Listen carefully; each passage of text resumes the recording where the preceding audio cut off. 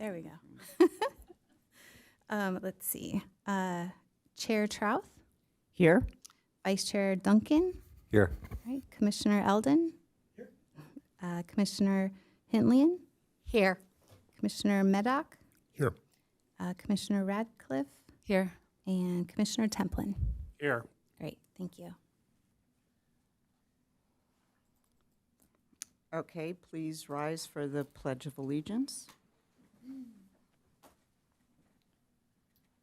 I pledge allegiance to the flag of the United States of America and to the republic for which it stands, one nation, under God, indivisible, with liberty and justice for all.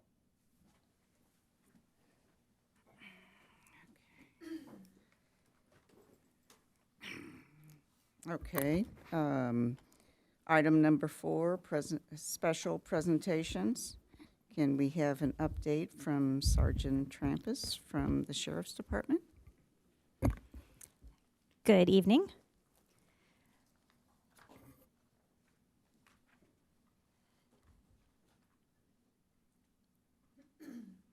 Just waiting on it to be put up on the screen. Sergeant Trampus with the Sheriff's Office here in Encinitas, going over the monthly stats for the month of May. And while he gets that up on the screen, I will just mention, it's not in my presentation, but I did want to touch on it, that we didn't have any e-bike crashes last month. Shock, I know. However, I know it's still a hot topic. So the sheriff's station here in Encinitas, the captain, he couldn't be here tonight, but he wanted me to mention that we are planning an event, a community event, probably late July, early August. We want to do it before the school year starts. We haven't narrowed down a date yet, but we're working on that.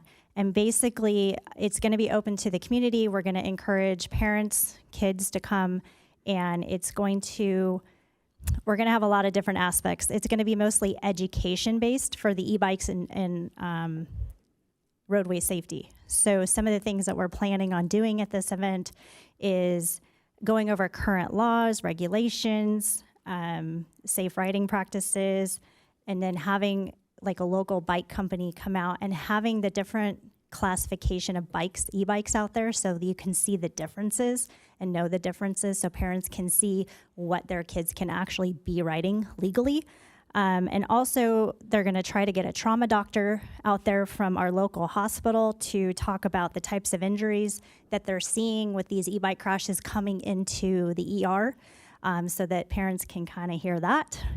And then we're going to have a local parent come and talk about how the experience after their child got arrested for felony evading by our sheriff's deputies here and actually did get prosecuted and pled guilty to felony evading, and just the experience and the eye-opening experience that they went through. And then they're going to also be giving a demonstration. So getting on the e-bikes and getting them up to full speed and showing how fast they can get up to full speed, and then showing how long it actually takes to stop them.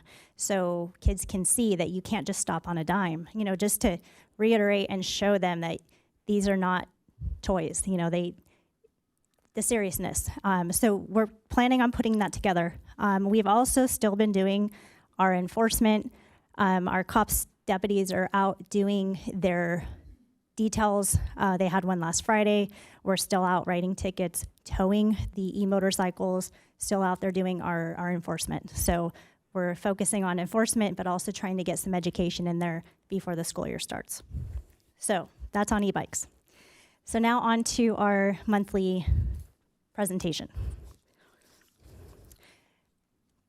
So obviously the first few pages is that long list of all the citations we wrote for the month.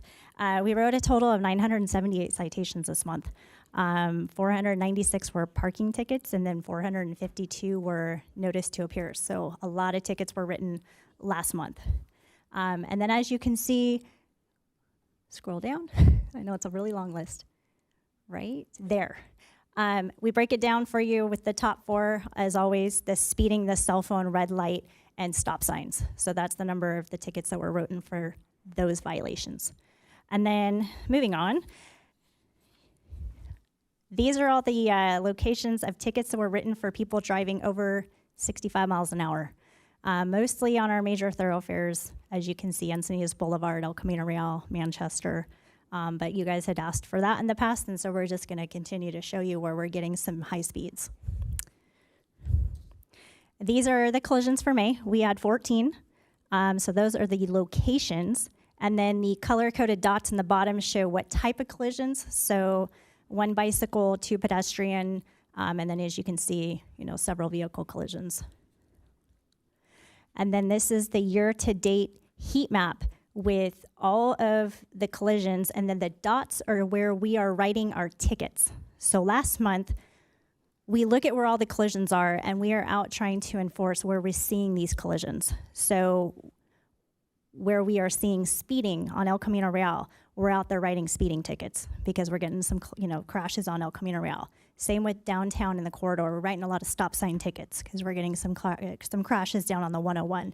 So we really do look at this when we're trying to go out and do enforcement and figure out what type of enforcement needs to be done in what areas, if that makes sense. Last month we actually had more than 19 DUIs.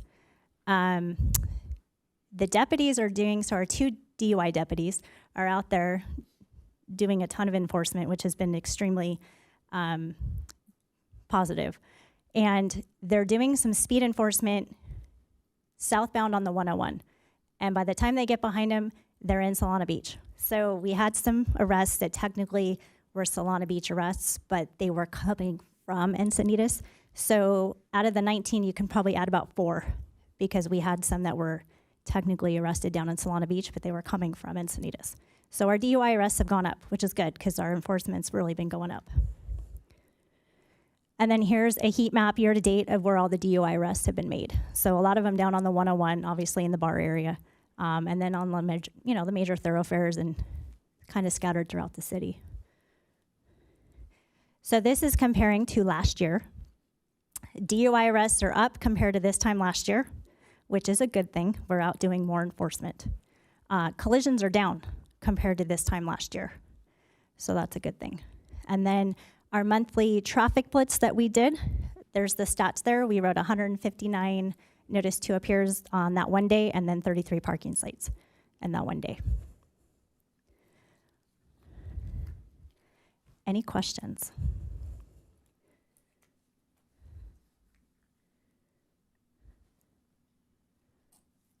Commissioner Edmund? I have a quick one on the parking. What types of parking violations are you? Foot daylighting? Is it others or? Is all sorts. A lot of the parking citations are coming from the public calling in or emailing, taking pictures. The city sends us a lot of, community people saying, hey, they're parking, too far from the curb or in a red curb or blocking a driveway, or we're issuing parking sites for a lot of stuff, not just one thing. Commissioner Hitlian, I have a question on, I saw your ticketing without front license plates. And is that part of other ticketing? So when you pull someone over, is that in addition, you're not just pulling them over for not front license plate? Yeah, we typically don't just issue cites for that. Sometimes they'll give a warning on one violation and then give them like a fix-it ticket for the front license plate, depending on how the contact goes. Yeah, I just didn't know if there was a trend in more cars without front license plates. Not necessarily. Yeah, well, first of all, of course, it's great to see the way you have it presented there. And as if I can pull the engineer card, I'll say as an engineer, it's nice to know people it sounds like you're looking at the data and then responding to it. So that's very heartwarming. I did have a very small question. What's an accident with a fixed object? If they were to hit a stop sign or a tree or... Okay, so if they hit a fixed object, then that's an accident. Okay, that's great. And then sort of circling back to the question about tickets. So what is it, 20 feet from the curb or something like that is the or the corner rather, is the new law. And I know we've already heard that this city, like many cities, is not painting that 20 feet. But are you giving tickets for that? And if so, how does that work? Yes. So, like I said, we get a lot of citizens that call in or send photos, and we go out and address it. And so that's how a lot of our parking sites happen, is if people complain and call in and say, hey, we have an issue or a sightline issue, and we'll go out and address it, and a lot of times give a parking site. So, yeah, some of those are. So citizens are calling in and saying, hey, that guy has barked within 20 feet and I can't see when I'm trying to turn, and then you'll come out and look for it. Is that kind of how it works?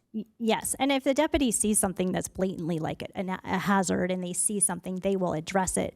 But a lot of the parking sites that we do come from the community. Okay. All right, And- thank you. Commissioner Templin, on that, from a traffic engineering perspective, we do red curb the daylighting line in certain circumstances. So we definitely don't do it across the board just because it is a very costly and high maintenance activity. But in areas that we do, either we get resident input on there being site distance restrictions, or even our engineers happen to be in the field and notice site distance restrictions, we'll make sure that we do red curb painting, whether it's just the 20 feet for the daylighting or longer than the 20 feet to ensure that we have a safe environment. And what would be the case? I misspoke earlier because I remember near schools you are doing the red painting. What would be a circumstance in a neighborhood where you might red paint it, Yeah, so a good example is we recently did red paint on Sidonia, which is right next to Fox Point Farms. That is a residential street that historically did not have a lot of on-street parking, but over the last year, they've had a lot of on-street parking, and that site distance tended to not be an issue in the past. We've done evaluations based on some of our resident feedback, and we've noticed that there definitely is an issue now. So we've gotten some of those red curbs applied. So things like that. Okay, thank you. So shameless Commissioner Hitland, shameless plug for my Encinitas app. Is that how one person would apply for that? Yeah, absolutely. So we highly encourage anything that you guys see that you think may be amiss, any concern that you think that you see. You and any other resident, we really do encourage you to use the My Encinitas app, also known as 311. Those requests, regardless of what they are, it could be a pothole, it could be a street light that you see out, it could be red curbing that you feel is needed. Those all get directed to different departments. Our traffic division, we get roughly 500 requests a year that we do evaluations for, and they can be for all different things. So absolutely highly encourage that use. So thank you, Commissioner Hitlian. Shameless plug.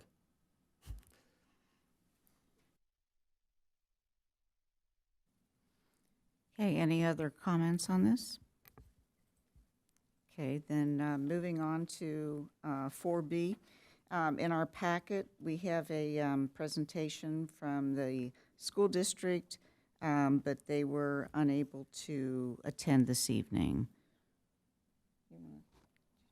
Yeah, I think from the email, it looks like they're not planning on attending in the future, so we can probably remove this from any future agendas. Thank you.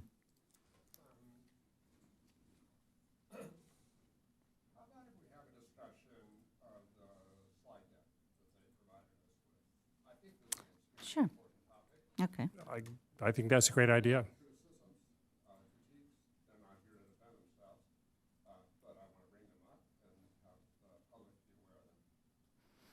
Okay, sounds good. Okay.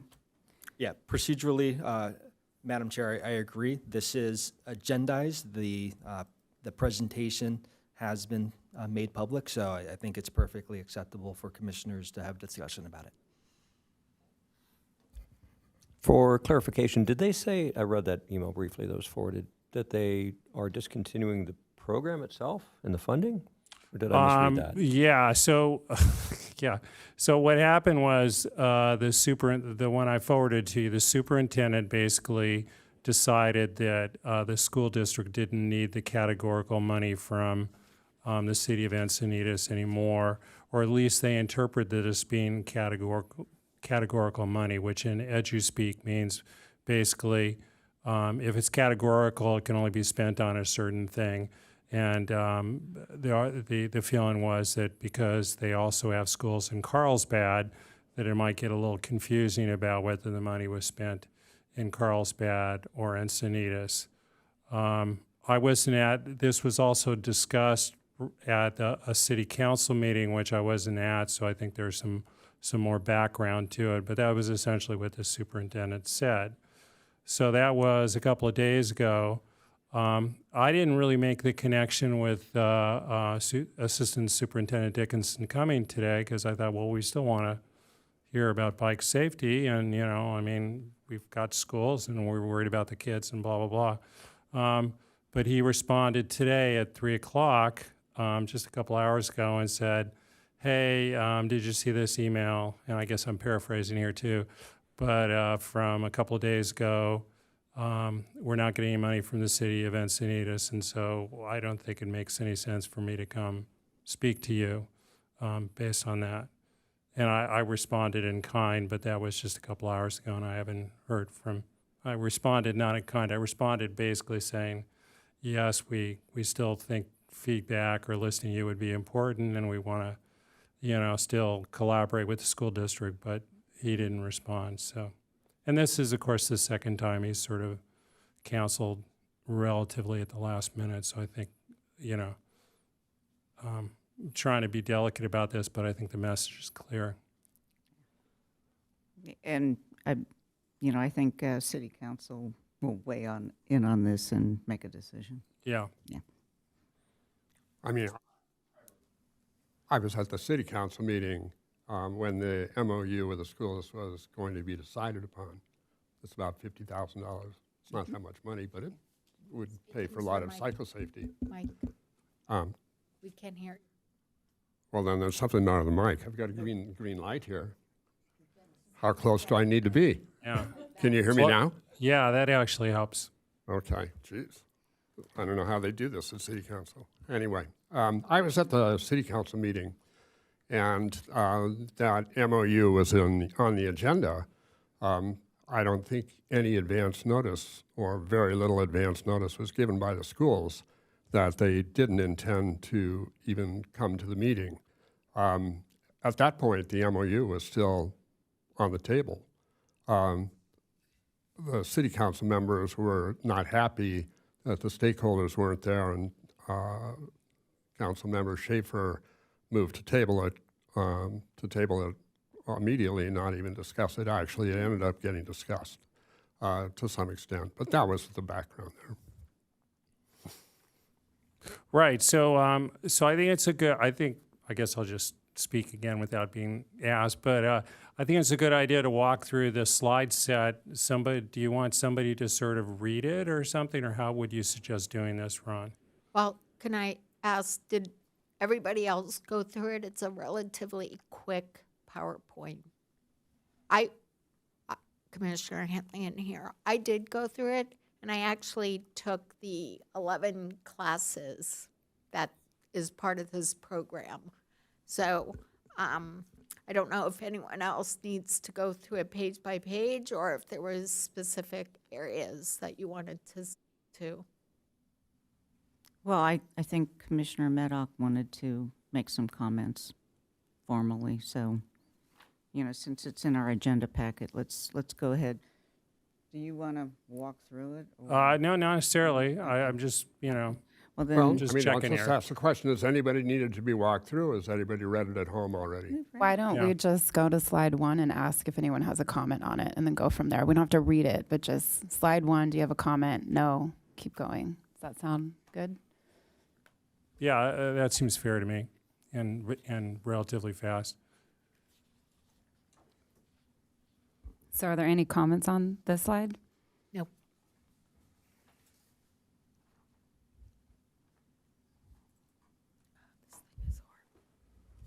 Well,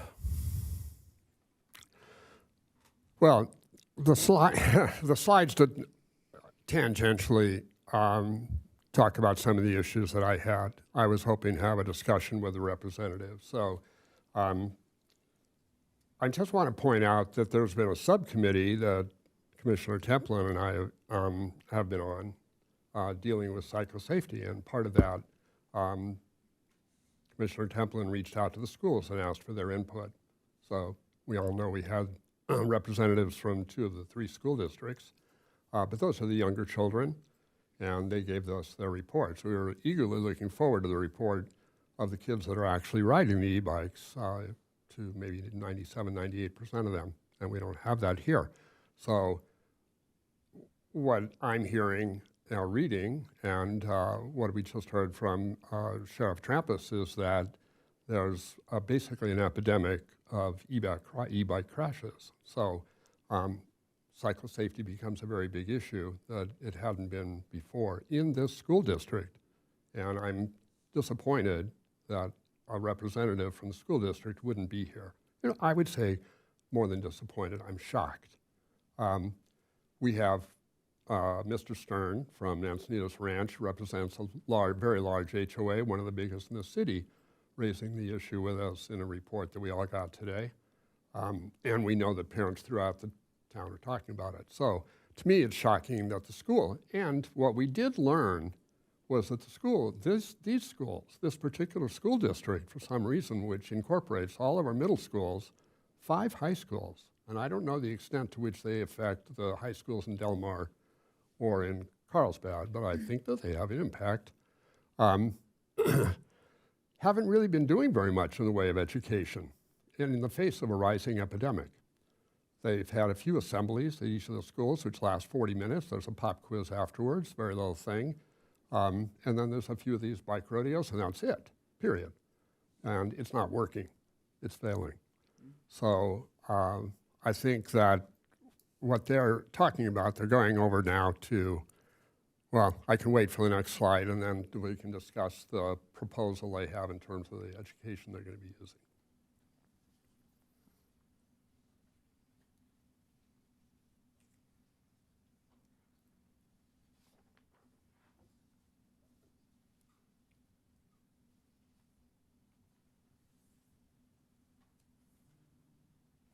So I want to point out that the RISE program that they are talking about using, that's the California Highway Patrol program. It's free, so we all know this, that you get what you pay for. That's a pretty good motto, or at least a thought. And the RISE program, I did the same thing that Commissioner Hillian did. I went through the entire program and did the quiz. And I'd really like to point out a couple of things. Number one, it's not very well put together. There's a long period in the beginning, which is quite boring. I don't think it'll hold the attention of the students. But most importantly, in order to pass the test, which is used for determining whether or not the kid gets the tag for their cycle, you're directed to a URL page that has a certificate of completion in which you fill your own name in, or the other 30 kids that you are in touch with who want to have it filled in, who don't even want to bother to go through the program. So this education they have is a 0. So I wanted to point that out. It looks like that RISE and then the San Diego Bike Coalition is a supplemental offering. Just it doesn't look like it's the only thing they do, right? Although again, they're not here, but I don't think that's the whole training. It looked like they have their assemblies first, and then this is promoted to if people want more education. I think that the in-person e-bike safety training that San Diego Bike Coalition provides Commissioner Radcliffe is great, and I think they've been doing that already, and I think the City Council was intending certainly to continue with that. Members of the public have pointed out it's not that easy to get these safety instructors, and I'm sure the Bike Coalition does a good job of that, and they have volunteers and instructors maybe who are paid also and do that, and so that's great. It's not the only thing, but it doesn't reach most of the students. It only reaches those who want volunteer to Yeah. go have that. I totally agree. When my son was in 7th grade, they were all full. I couldn't even get him into one. So it was not something I was able to do for him. We never went to one of those. So I agree that they are probably not going to be done by most very busy working parents. I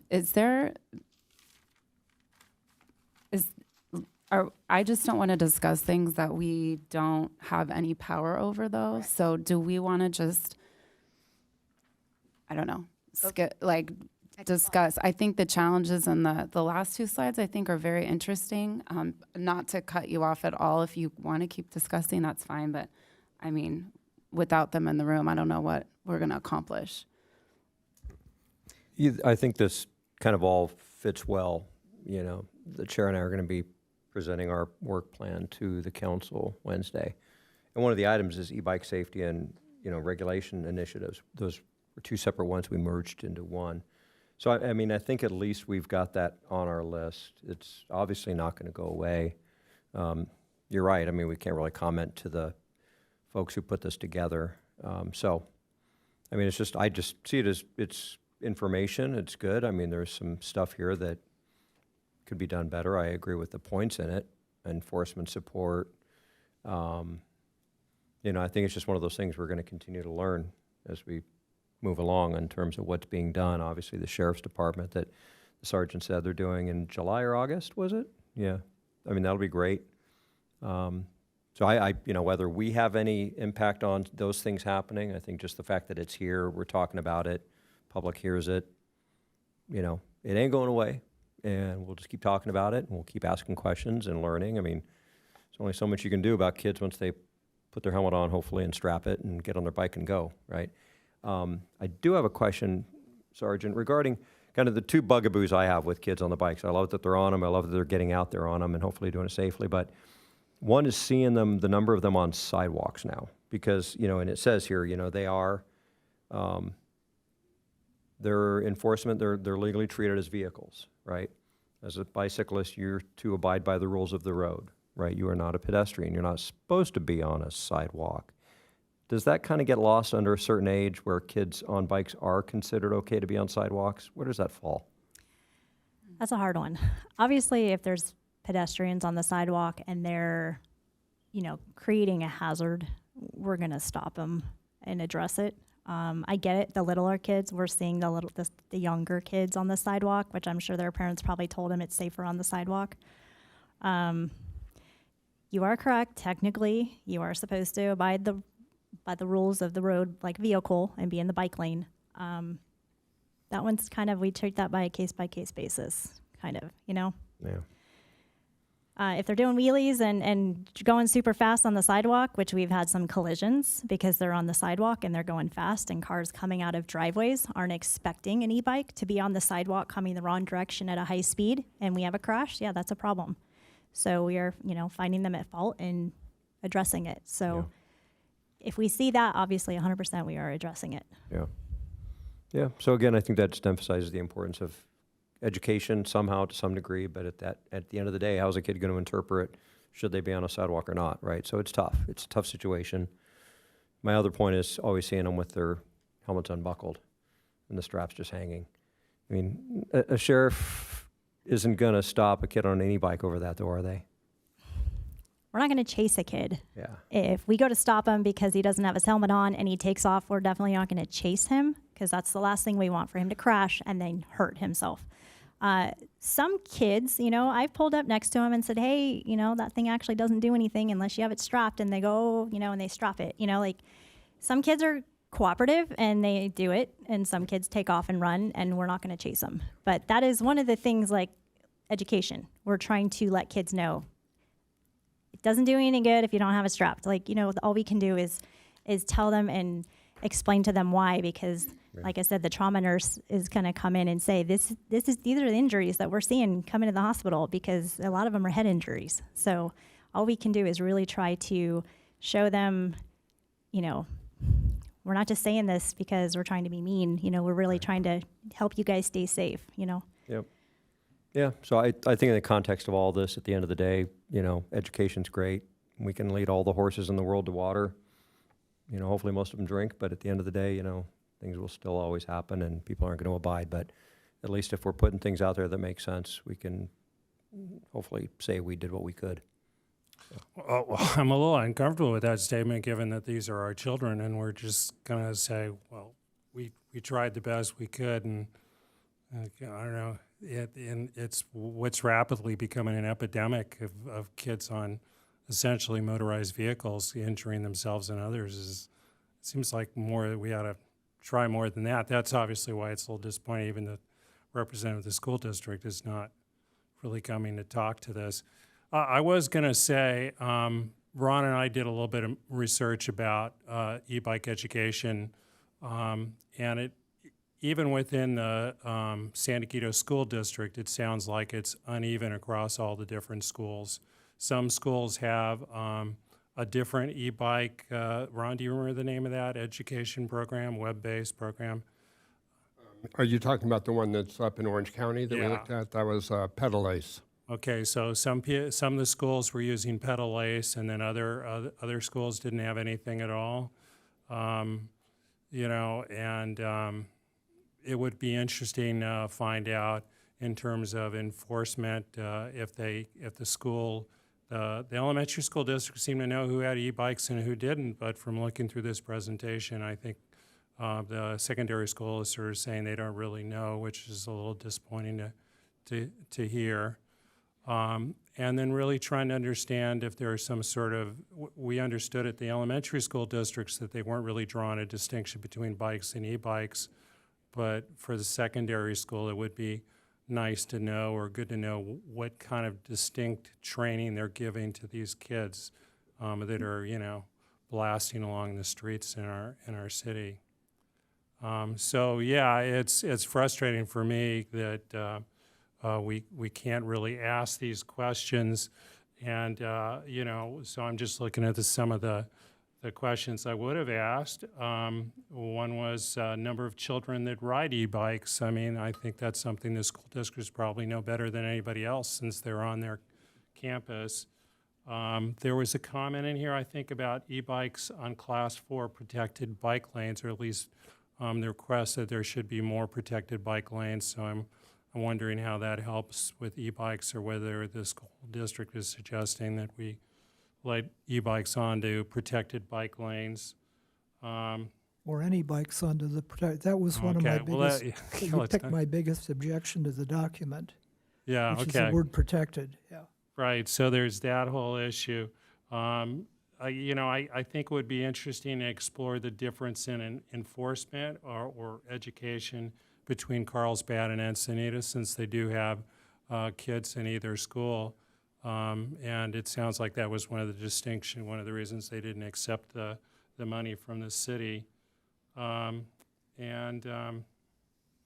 and really, I guess trying to understand how effective online training can be, and if we kind of feel like it isn't going to be that effective, which is a little bit of what I'm hearing, what are our other options here to make our kids you know, safer? Because I'm sure we all drive on the roads and see these kids zipping past us and you know, doing wheelies on Encinitas Boulevard and all kinds of crazy stuff, and it's really quite frightening.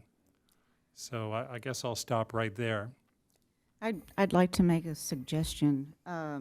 Perhaps you could set up a meeting with this person, and, you know, some of the questions that we have, we could get them answered.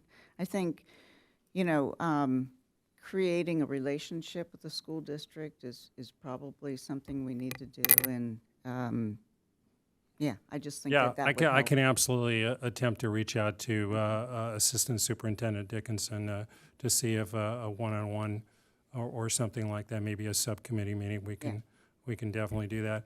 That was really the intent of what we were doing when we invited these people in the first place, was to start a dialogue with the school districts about how we could partner with them and help them. Right, yeah.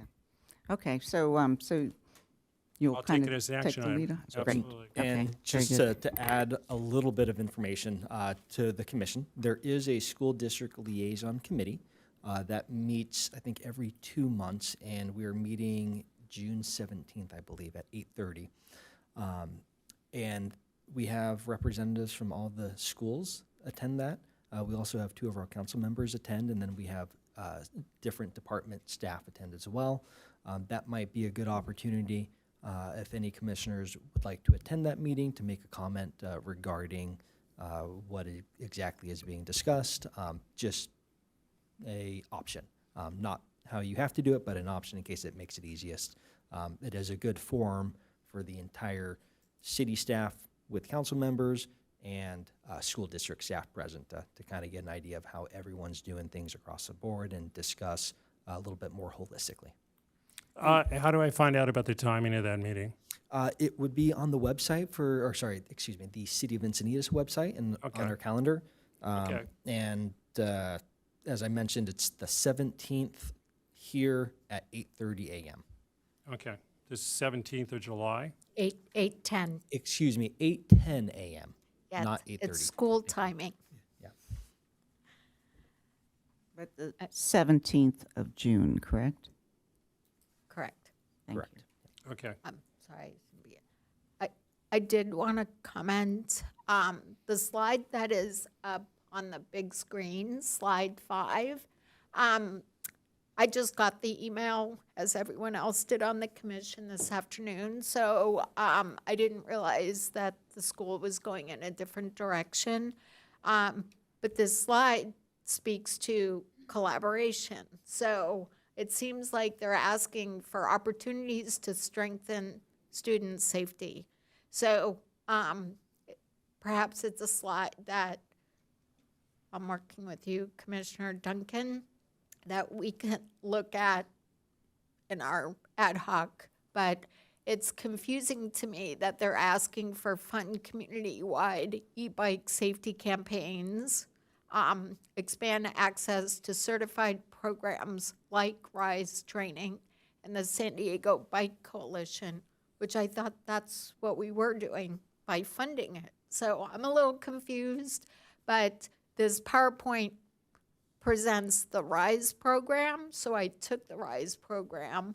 I think it's a valid point to have a multilingual education. I think that's important for bike training. So again, these were questions I might have asked the speakers, so it leaves us kind of hanging with some ideas, and so that's where I'm at. Okay, well, I think, setting up a meeting and starting to establish a relationship, could help with your work plan item and then also the 26, 27 work plan item that Commissioner Duncan and Commissioner Hetlian are working on together. Yeah, and then my other big objection, school zones are already 25 miles an hour, sometimes 20, often narrow streets. There's no room to put a bunch of bollards and street furniture in there anyway, and the street's already slow. So I think that, and it's going to create a false sense of security. So I would really want them to strike the word protected there on this last slide. Other than that, I'm fine. Okay, thanks. Chair Trouth, we do have a speaker on this item. Okay, we'll open it up for public comment. Okay. Okay. Sorry, I wasn't sure if you're done speaking. That's Judy Burlfine.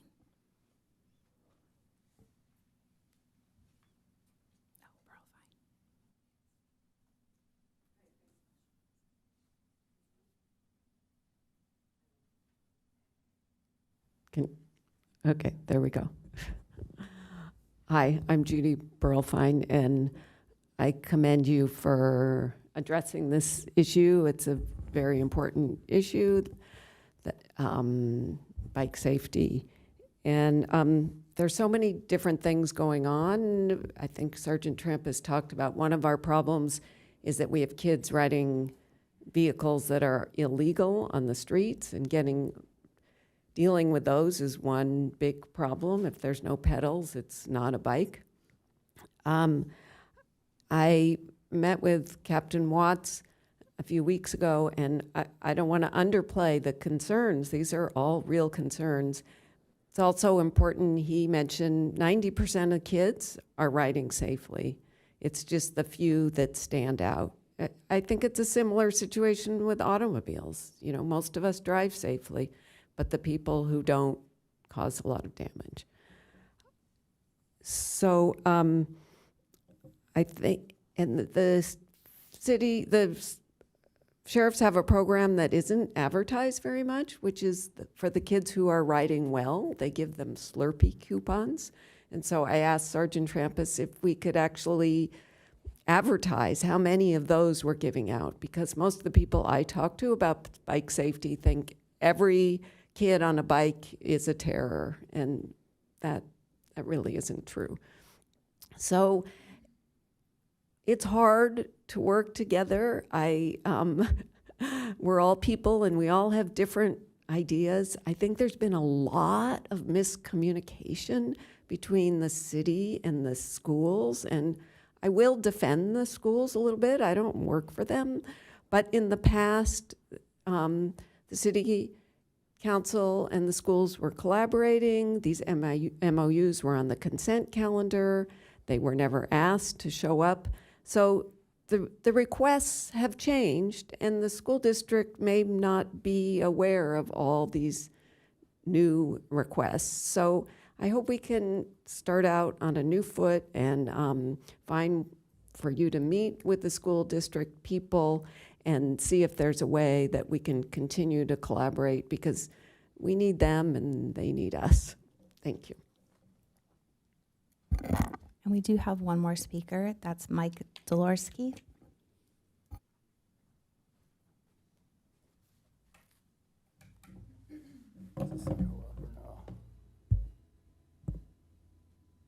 Hey guys, Mike Dobransky. I'm with Safe Streets Encinitas in District 1. So we're coming up on 3 years since Brody's tragic accident. It'll be at the end of this month in June. And I think that was the thing that really started a lot of conversation around e-bikes, street safety. And we've talked a lot over the past few years about education. Let's educate the kids. That conversation's been had. I think it's really important. What we haven't done is talk about what we can do to the roads to make those situations safer. If you guys know that intersection on Santa Fe where it meets El Camino, the way Brody was coming, on the far side of the intersection, there was no crosswalk. And so that the design of that intersection caused him to have to basically make a decision. I'm either going to cross traffic and make a left-hand turn with traffic, or I'm going to stop here and I'm going to cross in the first intersection. I'm going to stop and wait there. I'm going to cross in the second intersection. And both of those intersections have right-hand turn onlys where the people are just flying around those corners. So it's a really bad decision to make that. He chose to drift out into the left turn lane to make a left-hand turn with traffic on a road. You guys know how fast that road is. Extremely fast, okay? We haven't talked enough about that. We have designs for the new intersection that correct that. The designs have a crosswalk on the far side, so you can go up, hit the button, wait, and then just ride up the road, okay? What we've been asking for is a postmortem process, something that looks at incidents like that and says, hey, can we fix this? Can we fix it here? Can we fix it across the city, okay? Somebody in San Marcos was killed in April in the same situation. I looked at the map, no crosswalk on the far side, trying to make a left-hand turn, hit by a car going way too fast, okay? Speed and intersection design. We can do that. That comes through this commission. There's another problem.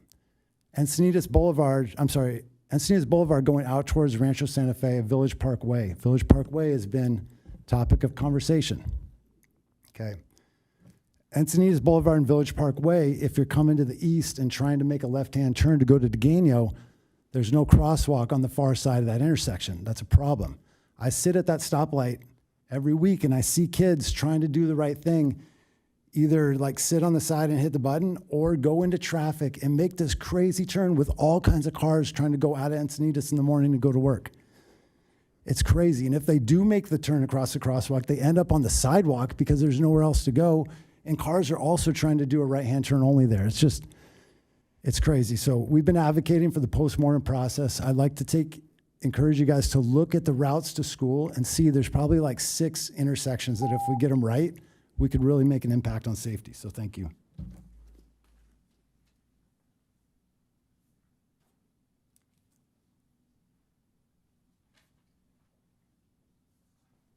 Okay, thank you. Next is oral communications. Do we have any other oral communications this We evening? do, and that's Brad Lefkowski. Or no, I said that completely wrong. Lefkowitz. We're going with Brad. Brad is good enough. All right. Hello, Commissioners. Brad Lefkowitz, District 4. At a recent meeting, Commissioner Midak, you referenced a white paper you had written on bollards, I think offered to share it with a fellow commissioner. I reached out to Mr. Nutter to see if we could get that on the public record. He said because it was not a sanctioned city document or had not been vetted by the city that he wouldn't provide it. So I would just ask that if it's going to be informing your decision-making and the decision-making of other commissioners, that you find a way to put that on the public record. He said I could do a PRA. I could do that if I have to, but I think it'd be easier if there's maybe a way you could submit it through the commission so we could all see what it is that you're using to base your decision making on. Thank you.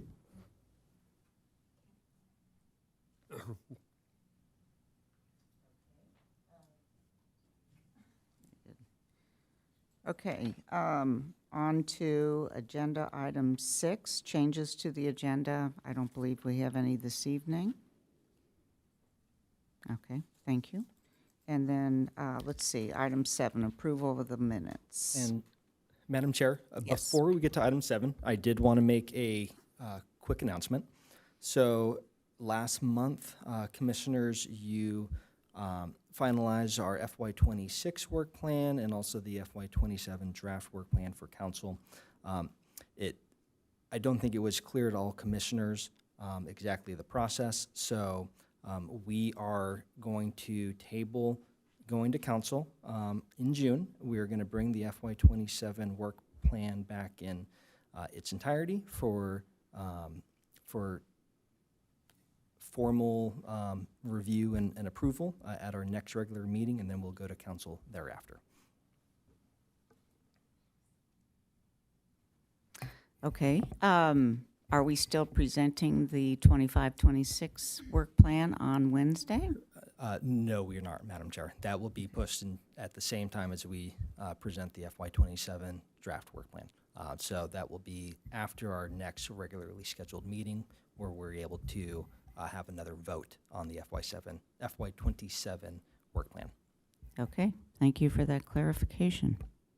Can you explain the confusion, I guess, that members of the commission have on this? Sure. It's been brought to my attention that commission may not have been fully aware that in May, the votes for the FY27 draft agenda were going to be presented to council in that form. Okay, it sounds like you kind of repeated what you said before. Could you provide a little bit more detail on that? That's all the detail that I have, Commissioner. Okay. Okay. Okay, let's see. Okay, so moving on. Let's see. Okay, so approval of the minutes. Does what you just informed us on, does that impact our minutes at all? I don't think it does. I don't think it does. All the votes that took place last meeting are still all valid. Okay. Okay, very good. Can I have a motion to approve the minutes? Yeah, before that, maybe I'm being a little redundant about this, but are you empowered to do what you just are suggesting? I mean, you're not on the commission, so, I mean, I'm just kind of curious.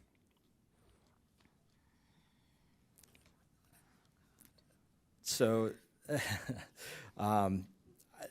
that's a great question, Commissioner Templin. This is a new revelation to me as well. And so we are going to proceed the best we can. to ensure that all Because commissioners. it sounds like even the chairman was unaware of this change, so I'm just, That's correct. I became aware of it about 3 minutes before our meeting. okay. I do want to, just add that originally we were going to present on the 24th, and then it was moved to the 17th. And so it's been moved a couple of times, and I think the reason for that, if I understand correctly, is there was just too many agenda items for those particular council meetings, so that's why it was moving around. So just thought I would share But it sounds like you're saying that this commission needs to review some of the 27 work plan because we didn't understand it clearly last time. That's kind of what I heard you say. So And, I think, we do have some newer commissioners on here. And, I just want to emphasize that when we do present the 26-27 work plan, it is conceptual in nature because we haven't done the work yet. This is what we're proposing to do for the upcoming year. right, but it seems like the appropriate thing to do if there was, and I don't want to put anybody on the spot, but if there was a commissioner that didn't really understand what they were voting on, they probably should have reached out to you and not to the city government. I just want to understand going forward if this is going to happen again or just what's appropriate. I don't know. I sure hope this does not happen again. Okay. I think my and all of our intention is this should not happen, and I apologize that it has. And Okay. my goal, and hopefully all of our goal, is to make sure that there's clarity amongst all commissioners and not any level of confusion. But going forward, would it be more appropriate if there's something like that happened to reach out to the chairman of the commission instead of to you, or? Yeah, that would be a good start. Also, Okay. I would like to say, I think as commissioners, if anyone is not clear on steps that are taking place during a commission meeting, please speak up, please ask questions, because it's better to try to get answers at the meeting than it is thereafter. We're all doing the best we can here. We're all learning together. It's not perfect. So, I would recommend and request that if there are questions that are going on in your head as a commissioner, other commissioners might have that same question as well. Let's ask questions at the meeting. Let's see what we can do about getting them answered, and that way we can be as efficient as possible. Okay, thank you. And, I just wanted to add also, I know there's been some frustration on the part of some commissioners because, certain items need to go through various procedures in order for us to be able to talk about them publicly. So just as a reminder, any item that, is going to be discussed at our meetings, we need to make sure that we get this information into the city, about a week before our meeting so that they can get it agendized and get it, in the packet. If it's not in the packets, we're technically, correct me if I'm wrong, we're not supposed to be talking about it because it hasn't been publicly noticed. So, okay. One last question on this, just to be clear then. So for resolution, or I guess going forward, we're going to re-review the plan next month? Well, we are going to be discussing it this So- evening.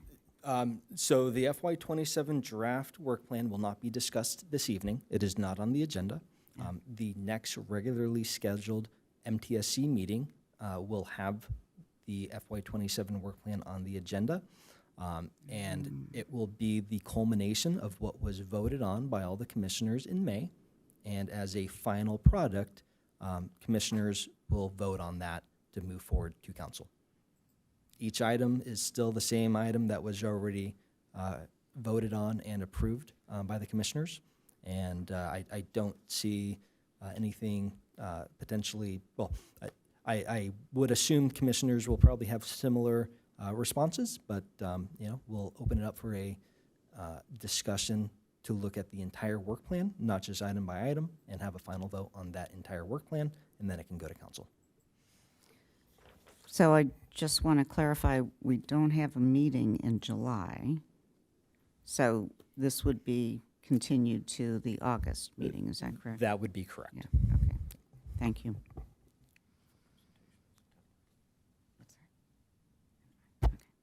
Okay. Did I understand you correctly, Chief Engineer Nutter, that we were going to vote on the work plan as a whole at the meeting in August, or are we going to vote item by item as we did before, and then vote on the entire work plan? Can we get that straight so I just know the protocol? All of the items have been voted on by commissioners.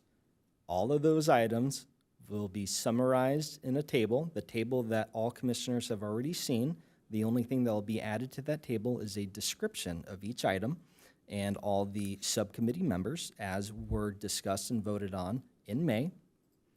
That matrix will come back as a whole to be discussed, reviewed, and approved by commission at our next regular meeting.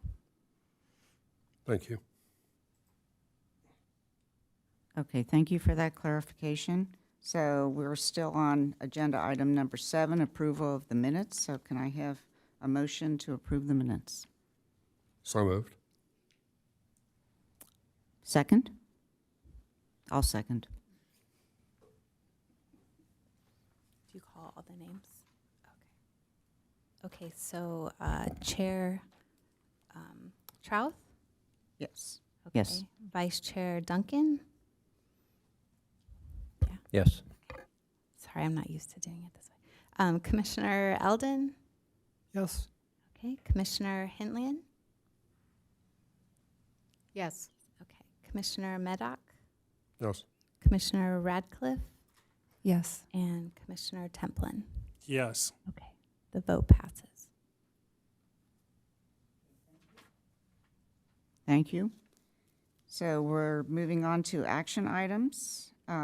Let's see, 8A, that's traffic division policies. Ian, do you want to give us an overview of this, please? Yeah. Hi, everyone. Ian Barr, Associate Traffic Engineer with the city, filling in for Abe tonight. And I will be presenting the second half of our traffic division policies. Just as a reminder, half of them were taken back in April when Abe presented them. Those consisted of a speed legends policy, speed radar feedback signs, flashing LED stop signs, and marked crosswalks. And then I'll be tackling the second half tonight. So we'll start with the first policy, green bike lane markings.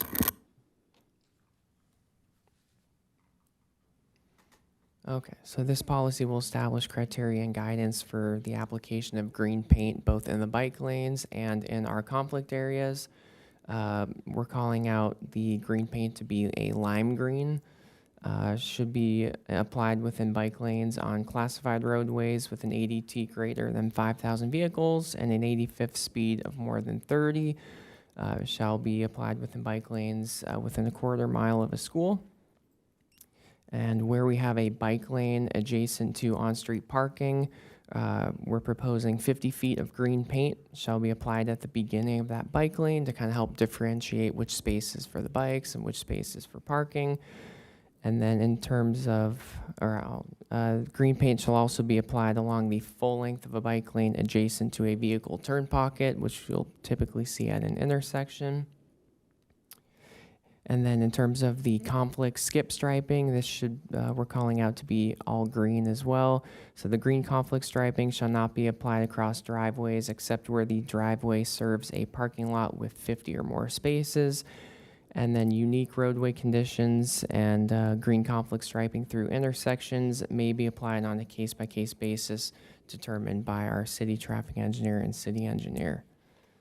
So that concludes this policy. We're open to questions. I have a question, Ian. I looked up Swarco paints. I was a little curious because we're laying down all these green paints, and for cars, it may not as big an issue, but on skinny tire bicycles, skidding is a very big issue. And I think that Swarco recommends the addition of corundum or glass granules, ground glass granules. Do we do that in Encinitas? We do. Our specs call out for glass beads that get put on there. Good to hear. And how often do we have to repeat maintenance with glass?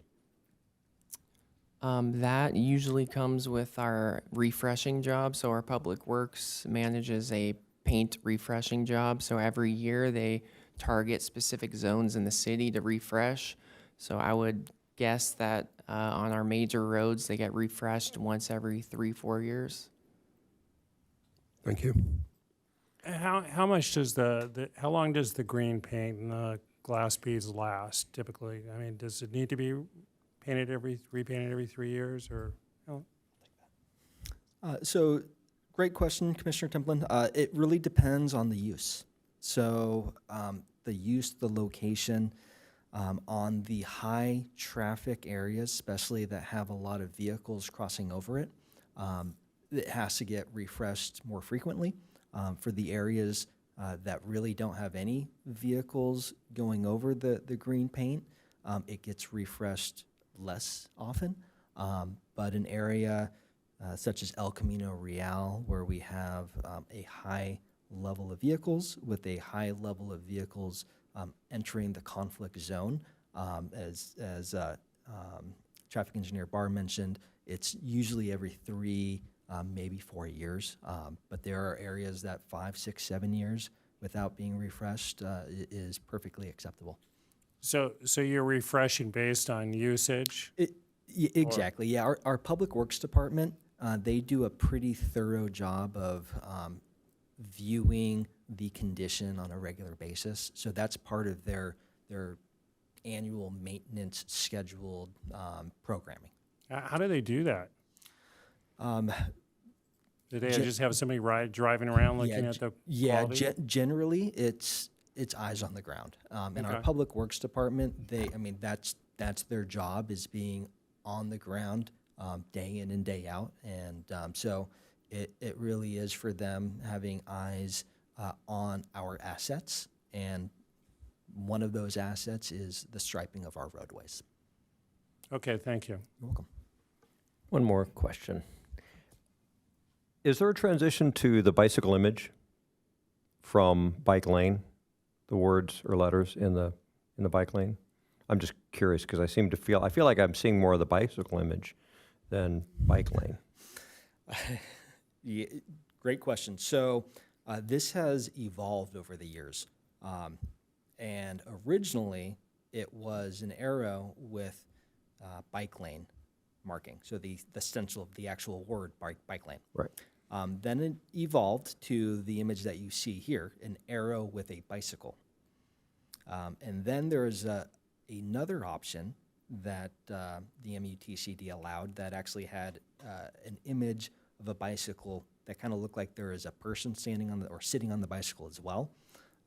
And now, as of this year, I believe, City Traffic Engineer Barr is nodding his head. Earlier this year, the MUTCD actually removed the option of a bicyclist sitting on the bicycle symbol. So, so the particular symbol that you see here of just the bicycle, that's the one that you'll see regularly.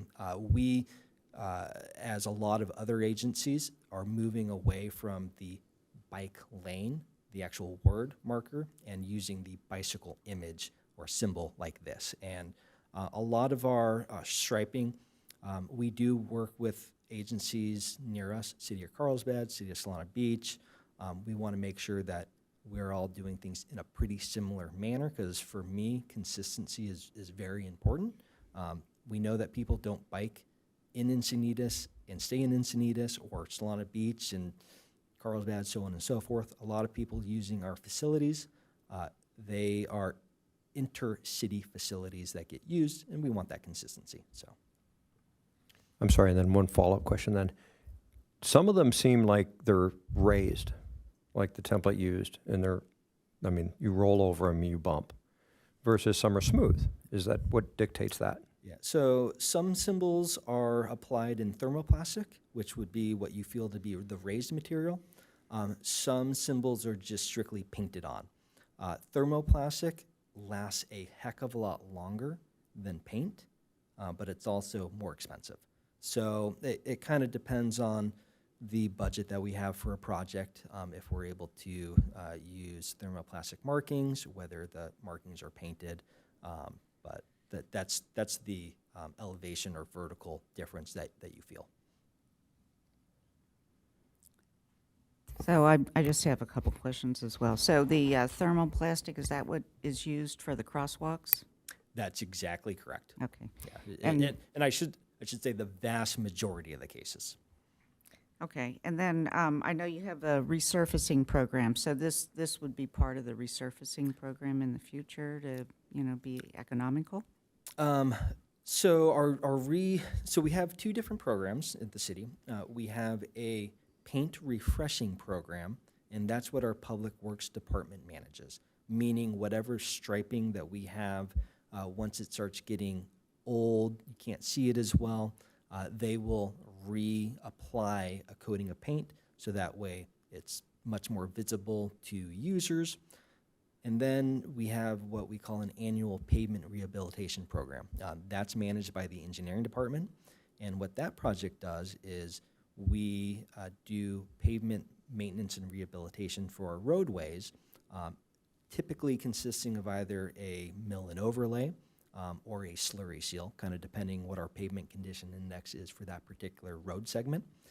And when you do either of those two activities, you have to restripe, meaning you might put the same striping back, or we may have an opportunity to do some improved striping.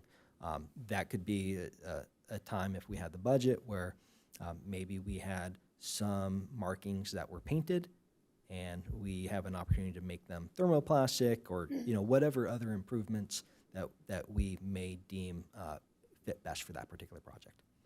Okay, thank you.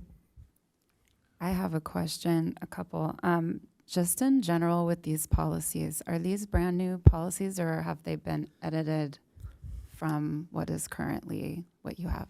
So it's somewhat of a combination. So most of these policies we have had in place for years and years. Excuse me. Some policies, well, I shouldn't say, pretty much every policy we have, it's an evolution, right? Mm-hmm. We come up with a policy, it gets put in place, we learn where the deficiencies may be and the strengths of that policy, and we make modifications as it really truly suits the city best, right? These policies are meant to be utilized across the board in a general fashion. Now, that doesn't mean that we can't, for site-specific areas, make an alteration to this policy. These policies are really meant to be a broad stroke of the brush that suit 95% of our scenarios. We know we're not going to write a policy for 100% of our scenarios, and we have the ability as, I as a city engineer or city traffic engineer, Bandigan, to make some modifications to these if and when it makes appropriate sense. So I'll probably ask you this on each one, but has there been a major, what has changed here from previous policy? Are you adding, taking away something, just so I can think about that in general, since you already had a policy in place? What's new on this one? So most of these policies have not been seen by MTSC in the past. A handful have been. One that you will see is our speed cushion policy. That's, I think, the last one we're talking about. That has been to MTSC in the past. It's also gone to City Council. Most of these other policies are not policies that have been to MTSC. So this one in particular, I don't think has been seen by MTSC in the past. And what we wanted to do as staff was make sure that MTSC had a view and input on our policies. So this would be Commissioner Ratcliffe the first time that MTSC would be seeing this policy, and I think a handful of the other ones for tonight. Okay, fair enough. I just have one question on this particular policy, which is the second, I think it's the second bullet, but it looks like there's instances where you will paint the whole bike lane green. Is that what bullet 2 is saying? So if the ADT on the road is high, you have a green bike lane the whole way, or am I misinterpreting? Yeah, so And I think an example that you may be speaking about is like La Costa Avenue, where the bike lane was painted completely green. That is no longer our standard practice. So the intent is not to have complete green bike lanes. Now, where there is a full green bike lane would be if a bicyclist has to split lanes. For instance, if we have a vehicular right turn pocket and we transition the bike away from edge of curb in between lanes, then we are going to have a solid green lane for the bicyclist, so that way it has a large visual enhancement as they are splitting lanes. Great, I'm done. Boy, this has been I'll have to, when my wife asked me what I was doing tonight and I tell her I was talking about bicycle lanes, she's going to maybe roll her eyes a little bit. But I guess this is more a comment than anything else. As a member of the commission, it makes perfect sense, all these bicycle lanes and how they're marked and everything, or maybe not perfect sense, but it kind of makes sense. But I guess I'm kind of wondering what the public really, how they interpret all this, especially since the standards have changed over time. I know before I was on this commission, I didn't really understand what a conflict zone was, and so I guess my comment is, I think for your typical drivers, a lot of this is just very confusing and probably is ignored, which maybe is frightening to some people that ride bikes a lot, but it can be very confusing the way it is now, especially if it changes a lot. I guess I would encourage the city to not change things quickly, because I think unless you're getting a driver's license in the last couple of years, I don't think all this stuff was around when the last time I took a test. So I don't know how drivers really become aware of this, except for just kind of real time as they see it on the street.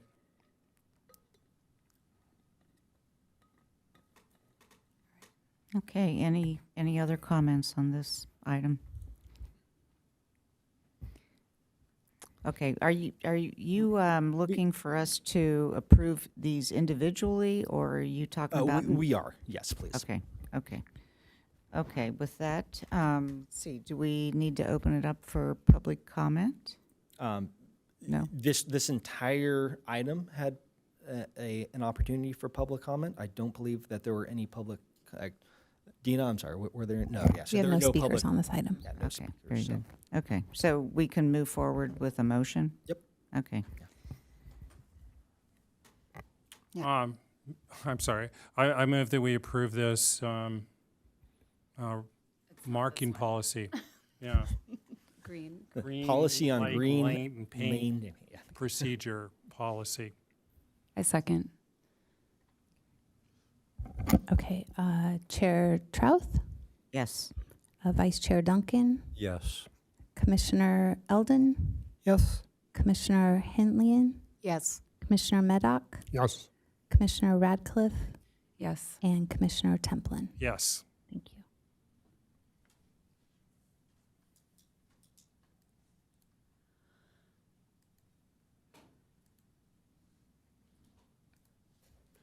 Okay, moving on to policy 2, policy on painted sharrow markings. So shared lane markings, also known as sharrows, are used to indicate the potential for bicyclists and motorists to share the travel lane and to kind of guide the bicycles to the preferred positioning within the roadway. So going to the policy, this language was taken from the MUTCD, so they do not recommend these sharrow markings on roads faster than 30 miles per hour. So we added that to the policy, and the sharrow marking, number 2, sharrow marking can be placed on all roadways identified by City of Encinitas' active transportation plan as a Class 3 bikeway with, again, speed limits of 30 miles per hour or less. And then the third one, for roadways not identified on the ATP as Class 3 bikeways that do have speed limits of 30 miles per hour or less, sharrow markings may be placed on a roadway if 2 or more of the following conditions are met. Condition 1, if the bicycle volume of the roadway during the 1 hour peak biking period is 60 bikes per hour or higher. if the average daily traffic on the roadway is 1,000 vehicles per day or higher, or on roads with one or more bike versus vehicle collision in the travel lane within the past 5 years. And then just for reference, I'm going to scroll down to the active transportation plan that shows a map of the proposed bicycle facilities. And the class 3 bike route would be the green line. And that concludes this one. We're open for comments and questions. I have a question, Commissioner Hitlian. So these policies, because we're following MUTCD, which is the Bible of roadway safety, Carlsbad also and Solana Beach, so our neighboring cities are using similar. So consistency is key. So I appreciate the education here. So yes, I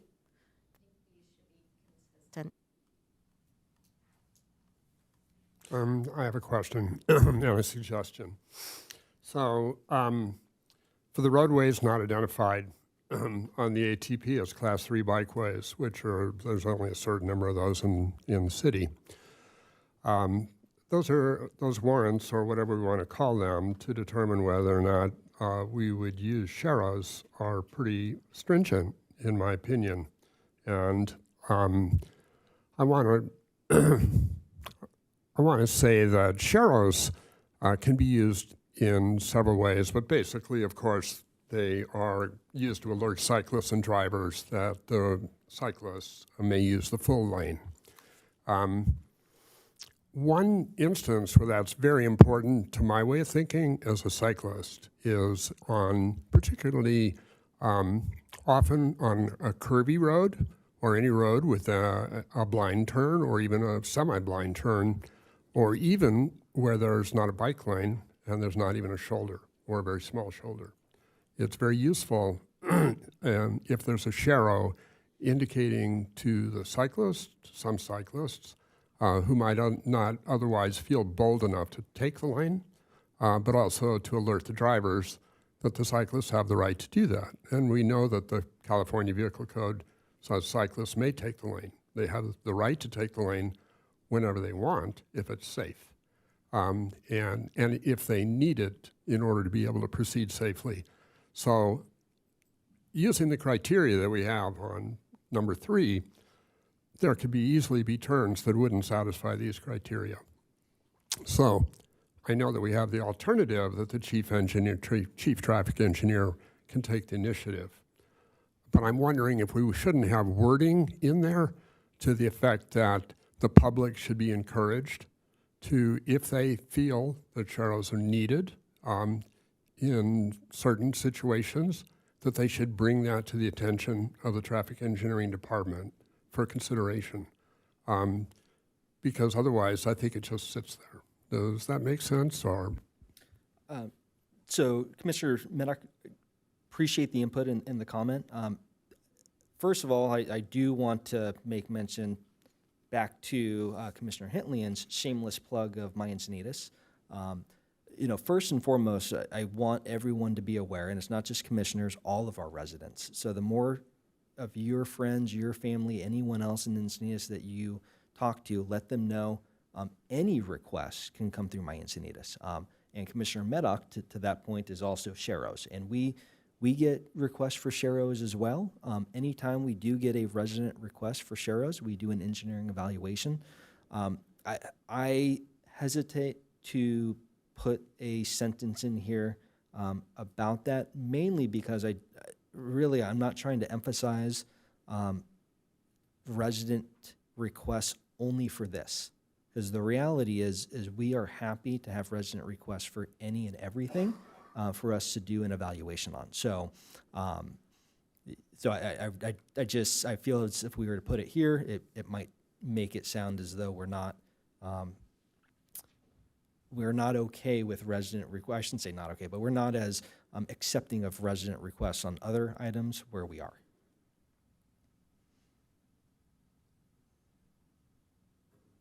I understand what you're saying, Chief Engineer Nutter, but I guess what I'm looking at is that for most of the roadways that are on the ATP, they're going to need to satisfy 2 of 3 criteria in order to have a Sharrow. And I think there are a lot of situations where Sharrow is needed that don't satisfy that. So maybe there should be, I'm not quite sure how maybe there should be a 4th point. I'm really wondering if we even need this. I'm not quite sure why we have put those in there. It restricts Sharrows, but it doesn't tell us when we can put them in, or we should be putting them in.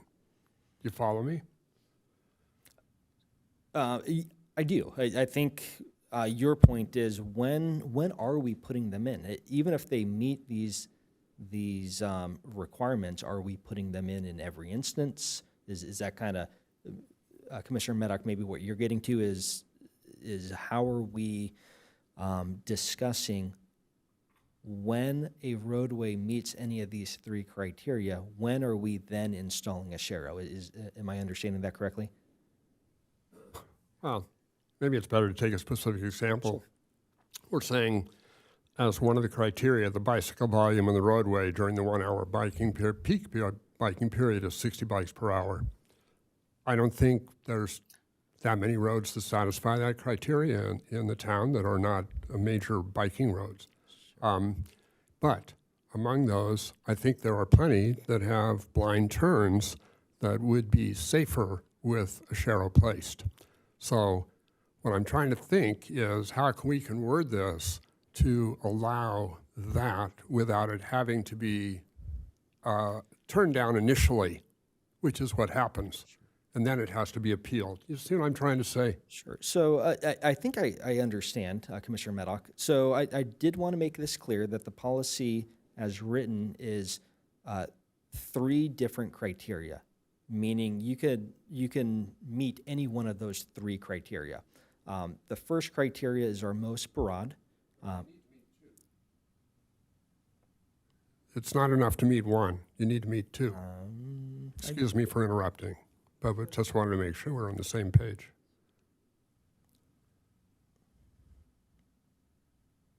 I think maybe I don't follow. So policy number 1, Sharrows can be placed on any roadway that has a posted speed limit. No, they shall not be, that have a posted speed limit greater than 30 miles an hour unless at or near an intersection that's connecting a class 1, 2, 3, or 4 bikeway through the intersection. So if it meets that criteria, Sharrows can be placed on that roadway. Really what that means is the vast majority of our low speed roads, right? And that's where we would emphasize a Sharrow is a lower speed road. We really don't want Sharrows anywhere that's over 30 miles an hour because it's not the most safe application having bicyclists with fast cars. So policy item number 2, the second criteria that it can meet, if it doesn't meet the first one, is anywhere in our ATP that a class 3 bikeway is identified with a speed limit of 30 miles an hour or less. And then the third criteria is any roadway that is not identified as a class 3 bikeway on the ATP that has a speed limit of 30 mile an hour or less. They may be placed in the following 3 locations. So I think it's 3 different criteria, and maybe I'm traffic engineer Barr, am I Yeah, I'm realizing maybe we can improve the wording on this one. So number 1 is a universal thing that they all have to meet. So it's any road with a speed higher than 30, no Sharrows. And then 2 or 3, it depends on if it's on that ATP plan. So if it's on the ATP plan listed as a class 3 bikeway, that pertains to number 2, with speed limit of 30 or less, then it meets, and we don't even have to look at number 3. Number 3 is only for roadways not identified on the ATP as a class 3 bikeway. Then it has to meet 2 out of 3 of those additional conditions.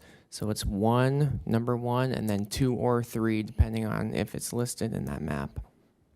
and we can clarify that too.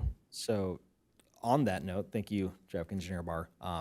So at a minimum, we do need to rephrase this policy. So we'll make sure that we make that clear. So so that's an absolute that we'll do. And so I think from that understanding, does that change, Commissioner Maddock, your comment on what you would like to see changed? I'm going to apologize that I didn't make my comment as clearly as I would like to, and so if possible, perhaps we can have, I don't want to take the time of the commission right now to go through it, but I think that there are a lot of instances where I can see a single sharrow being used for the purpose of increasing safety on a blind turn that has no bike lane or reasonable shoulder, and I would like to make it easy for that to happen. That's sort of the gist of what I'm trying to say.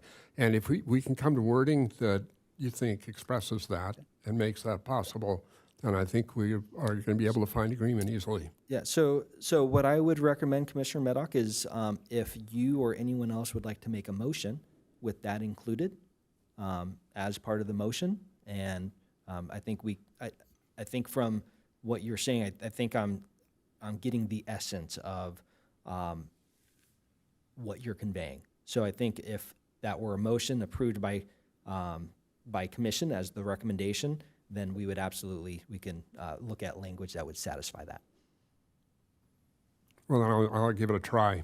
I'll make a motion that in the rewording that's going to be done, the traffic engineer, Barr, and the other traffic engineers, find wording that accommodates those instances in the city where bicycle safety can be improved by just an additional sharrow, and in parentheses, an example would be blind turn without sufficient roadway for the cyclist in a bike lane. Yeah, I had a question about that, actually. In the case of a sharrow on a blind turn, I think we talked about a spot in Cardiff near the lagoon that kind of fits that. And the discussion at the time, I heard from the traffic engineer, who's not here, I guess he's on vacation, was that he thought that actually, and I'm paraphrasing, it made it more dangerous because you're on a blind turn. You think you're the bicyclist, you think you can control the road, but the guy in the car can't see you, so he's going too fast. And, and I know there was some disagreement about that at the time, but I'm just wondering if from the traffic perspective, is that a legitimate concern or? It is. And again, I mean, every application is unique. Commissioner Templin, the location that you're talking about is San Alejo. And the request has come in the past to mark sharrows on San Alejo by Manchester, where there are probably 3 or 4 very tight turns. And our stance has been and still is that we do not feel that that is the safest approach for that roadway because of the fact, Commissioner Templin, kind of as you paraphrase, if you are a driver and you are driving through the curve, if you only have 1, maybe 2 sharrows, it may be too late to even identify that. So instead of encouraging bicyclists to feel emboldened and put themselves in an unsafe situation, we want to encourage bicyclists to take alternate routes. If you are a very experienced bicyclist, you're going to take that route regardless. And if you're not, the city doesn't want to encourage that route. So that for that particular situation, that has been the stance. So I guess the comment just would be I wouldn't want to incorporate that into this policy if it's going to make our, and I know this is a debatable topic, but at least in my mind, make things more dangerous. And at the end of the day, I will say, I mean, from a standpoint as the city engineer and our city traffic engineer, I mean, ultimately, I am the one that has to stamp and sign every marking that goes in the city. Our city traffic engineer also has to approve. So, you know, we aren't going to review and approve something that we don't feel is the appropriate placing for a marking or a sign. So from that standpoint, Commissioner Templin, I mean, if the policy would allow that, we would still make sure that we have an engineering analysis and we make what we feel based on our many years of experience is going to be the most appropriate for any particular scenario. So maybe the idea is to add some sort of phrase to whatever proposal you're coming up with, where it is safe or something like that. That'd be fine to me. Yeah, Just just to eliminate the parenthesis and not bring up the blind curve. That's fine with me. Parenthetically, this was a very interesting discussion for me because as an experienced cyclist, it is clearly much safer to take the lane on a blind curve as described. I understand that the city has legal reasons, perhaps, that they don't want to encourage novice cyclists to do that, and I respect that. And I hadn't thought of that, so thank you for that input. And just, I agree with both your points. I don't want to throw the baby out with the bathwater because I think there's value. And I'll just give another example, and I have a question about it on the map here with regard to being Manchester, where it branches off from Manchester going towards the Pancake House, where it turns into Rancho Santa Fe. So this is proposed because it shows that stretch of Manchester is to become a Class 2, because right now there is literally no bike lane on that 1.5 mile stretch of Manchester. I mean, there's a stripe. I ride it quite often. And so is this proposing that will be turned into a Class 2? I see, it looks like it's blue dotted, right? Bike lane, Class 2. Oh, it looks like it's both, you mean? Class 2 in parens. So, Commissioner Duncan, or excuse me, Mr. Vice Chair Duncan, you're correct. This active transportation plan does indicate that Rancho Santa Fe Road is a Class 2 facility. I don't know if that is going to ever happen. We don't have current plans for Rancho Santa Fe Road in this location that I'm aware of to become a Class 2, but that is what this particular plan that I believe was approved back in 2018 imagined. And even then, Class 1, right? Class 1, Manchester west from west of that intersection where it's El Camino, to be a Class 1. So I guess I'm just now scratching my head as to the value of this. Yeah, very good question. This is one of the difficulties. We have an advanced planning document that was done and created by our planning department, and 2018, I think 2018 is that one? Okay, yeah. So it was 2018. Just confirming with traffic engineer Barr.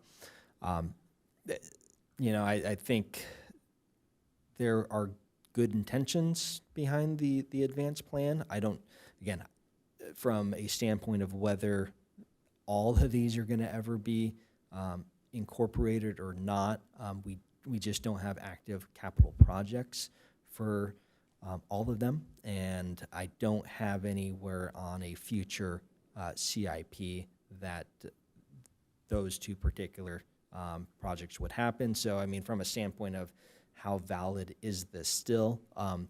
This is still the city's most current active transportation plan.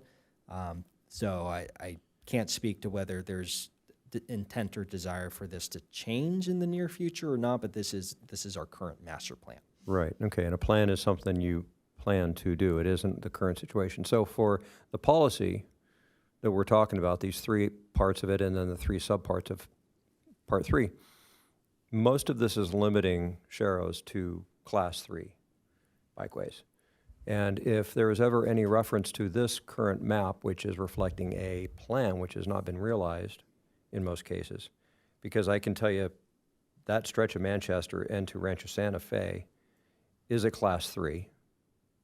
Therefore, it should be denoted as that, so that if we're ever talking about sharrows, that should be eligible for sharrows. But when I look at this map, it's not. So Yeah. I wouldn't vote on this one or approve it until there's some alignment with, I don't care what the plan is, Sure.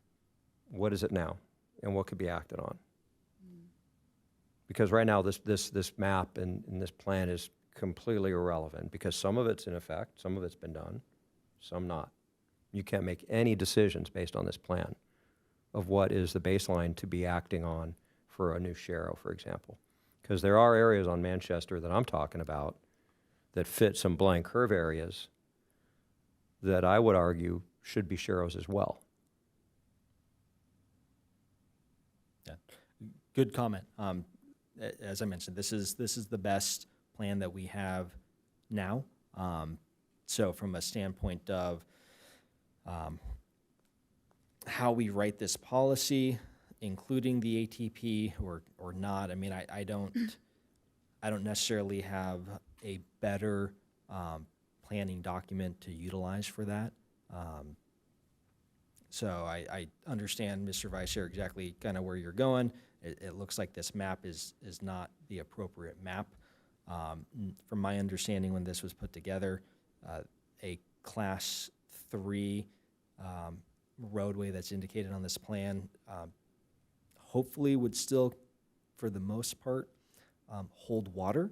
I don't think they all do, as you kind of pointed out, but hopefully for the vast majority of the cases for the Class 3 indicated on this plan, they would. So it's kind of the best that we've got to move forward on. So would it be unreasonable to ask the city to have a current version of this map? Because that I can even take it to another level with regard to a development that's planned to go into that Manchester Preserve area.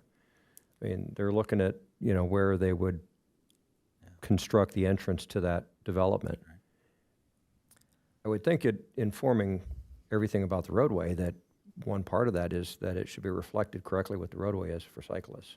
Not that's that big of a deal to that, but still, it's just taking everything that's the fact right now into consideration to make a decision on, in this case, whether it be a sharrow or a development and where the turn-in should be, all of that. Yeah, and I don't know when our Development Services Department is planning on having this updated again. I know right now their current focus is the circulation element update.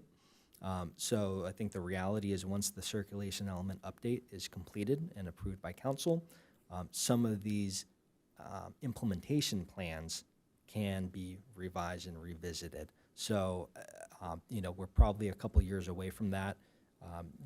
Again, Mr. Vice Chair, you're, again, welcome to have a motion of not advancing this policy. Right now, this is, I think, kind of the best that we've got at the moment. And we're still going to make an active implementation of sharrows where it makes sense. We would like to have a policy that again, is something that for the majority of the locations that we're installing it is a good, sound location. Commissioner Hitlian here. Is there a way to mark this map as draft and timestamp it 2018 or not a final map for reference purposes only so that you can at least approve this policy? I think it's good as a reference, but it's flawed in the ways it was a conceptual map from a time way back looking forward, and now we're forward. And my concern was the Goodson project, because if people pulled this up, if I was an active biker and wanted to look at all the different maps, I would look at this as a directional map. So I think if it had something on it that just said for reference purposes only, not final. Yeah, and that's something that we absolutely can do. I think that's a no-brainer. I have a different perspective to offer a little bit, and hopefully just what it gets out of my brain makes sense to you guys. We have a policy and then we have an ATP map. The policy we have control over. The ATP map is not, we don't. That's part of planning.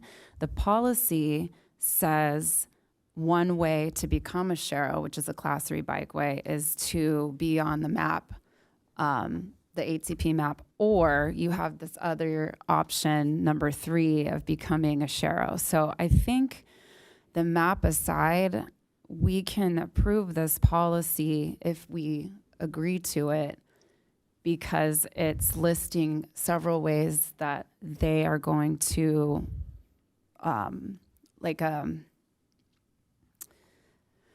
process for developing or for deciding what can and cannot be a Shero. So agree that the map is outdated. Got it. Yeah, totally agree. But there are these other, so number 3 is if it's not on the map or if it's different from the map, this is the way that it can also become a Shero. So I don't know if that helps you guys move the policy forward, but that's the way I'm thinking about it.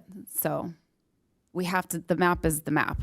That was what was approved of. So, you know. Right, yeah, so I guess to that point then, when it says if the road is not a class 3 bikeway, as long as I can be assured that's referencing that roadway as it is now, not someone in government referencing this map that's not reality. That's a good point. So for number 3, it's if the road is not a currently a class 3, is that?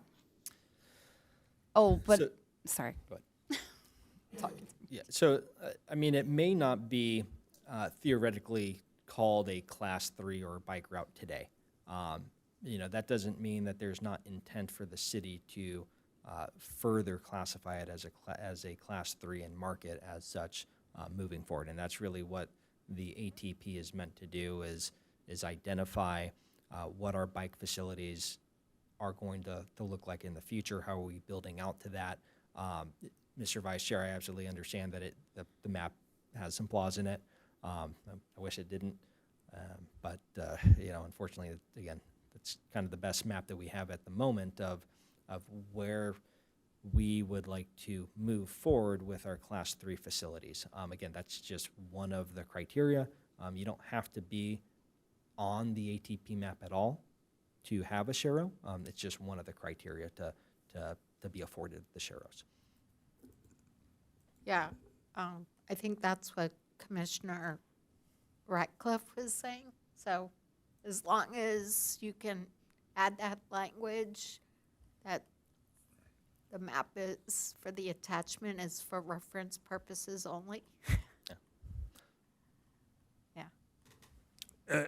What is the map used for? I mean, we've been talking about it with reference to this particular procedure, but does it have other uses as well?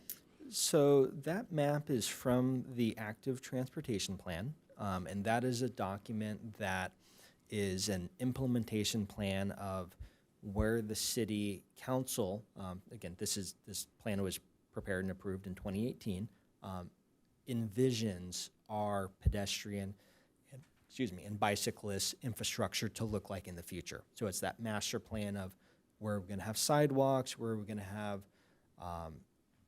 class 1 multi-use facilities, where we're going to have class 3 bikeways, things of that nature. So it's all right, well, we know what we have today, but what do we want to build out to? What are we envisioning? That's kind of the intent of the ATP. So it's a plan for the future, and it's used Right. for other uses besides just this particular procedure. Exactly. In hindsight, is it an appropriate addendum to this particular procedure, or? We don't have, and when this policy was being written, You know, we didn't have something that would be a better indication for at least one of the criteria of where do we want to go, right? This is the document of, all right, where are the class 3 facilities that we want them to be created in the future? Where do we envision those class 3 facilities to be? This is one document that kind of had that layout for it. So we said, hey, this document envisions we're going to have class 3 facilities on X, Y, and Z roadway. Now we can start building towards properly marking, signing those facilities at that. So you don't have a document that's just a snapshot of where we are today? Excuse me, I don't. So you don't have a document that, or a map or a plan that shows where we are today? No, not in regards to a map that has, no, we don't have a map that shows exactly where we are today versus what we want to implement towards. So is it appropriate then in hindsight to attach this document, or are you asking the commission maybe to ignore it? What's your guidance on this? No, I mean, I honestly don't think it's a bad document to be attached, because I think the reality is where this document is stating that the goal is to have a class 3 facility, right? The vision of the city to have a class 3 facility, that's still an integral part of this. We still want to try to make those areas that this plan, and a lot of research background time went into preparing, is implemented. So again, I don't think it's a bad document to have. It's not perfect, but it's not, I don't think, bad. Okay, thank you. So I wanted to just circle back to Ron had a change to the procedure that, or is that what the right thing called? Policy, I guess, that he wanted to propose. Do we want to move forward with that, or what's the feeling of people in terms of? Well, I'm actually rethinking I have no problems in the first place with numbers 1 and number 2. And I don't even want to address the issue of, I agree with a lot of the points that have been raised, but I'm not going to raise the issue of the map. I'm really solely concerned right now with number 3. I tried to point out before, there are a lot of people that identify Sharrows pretty much only with class 3 bike routes because they're commonly used in order for cities to designate, this is a class 3 bike route, here's a Sharrow, there's a green sign, you're free to use this. But the other purpose of Sharrows is to increase the safety of cyclists and say it's okay for them to take the full lane if it increases their safety. And by putting the Sharrow there, it tells the motorists that the cyclists have a right to be there. And it's a good cue, it's a good prompt for them. And so I think these 3 criteria that we're putting here are unnecessary. I don't think that a bicycle volume on the roadway greater than 60 during peak, any of these are necessary or should be criteria for placing the Sharrow. I would reword this to be, it can be used on roadways not identified in the ATP as class 3 bikeways, speed limits less than 30. Sharrows can be used to increase the safety of the cyclists and alert motorists to the fact that cyclists have the right to be using the full lane. And the Sharrow is only, at that point, there's nothing controversial about that. The Sharrow is only reinforcing what California Vehicle Code already says. It's not any different. It's just telling the motorists, reminding them, because they may not be aware of that. So I don't really see a need to have these criteria that say we have to meet this, or 2 of these. I would just not have those, because if you have a dangerous road, or let's just say a road where there's no cycle lane. So if there's a class 2, then you can't put a Sharrow. That's illegal. So we know that. So if there's not room for a cyclist on the side of the road, but there hasn't been any crash there for 10 years, but it's going to increase the safety, then it might be advisable to put a Sharrow there, just to remind everybody of what the situation is. So again, I love the comment, Commissioner Medic. I appreciate that. I just wanted to be clear again with the commissioners. These policies are broad strokes, right? These should hopefully have 95% of the scenarios attended to by the actual verbiage of the policy. Anything that's outside of that 95% or 90%, that's going to be decided on a case-by-case basis. So again, happy for the commission to recommend something similar to what Commissioner Medic has said. Ultimately, we are going to ensure that we are applying and implementing what we feel is going to be the safest for any user for any particular scenario. So that's very important for us regardless. I would second what Commissioner Templeton is recommending. But the one question too is on that number 3, roadway, if 2 or more, I think that was one of the questions too, is if 2 or more of the following. Two or more of those is never going to happen. So the point is, if one of the following conditions are met, is one change I would hope to see here, because I thought that what you guys admitted that was a kind of not the optimal way to word that. That one of those, and I got it down below, special case and discretion, which negates all of that above. But again, we're here to be creating policies, and that's what this is. I'm on this with Ron in the effect of those are kind of obscure, and again, my head keeps going to Manchester, where it's not what is marked on the map. It could be a very eligible roadway for a Shero, and it's not right now. And this kind of would negate it if it stayed this way, unless it was made a special case. It wouldn't negate it, right? If it's something that we get a request from, if we feel as though that it does make good engineering sense to install Sheros in that location. And I'll be honest, Mr. Vice Chair, I'm trying to visualize that area, Manchester, and I just can't visualize exactly. So I wish I could tell you right now, hey, yeah, we should go do it, or this is why we haven't done it. I'm not aware. But if the request would come in, we would do an engineering evaluation regardless. But yeah, I mean, ultimately, I think what we're looking for is this has been really good discussion.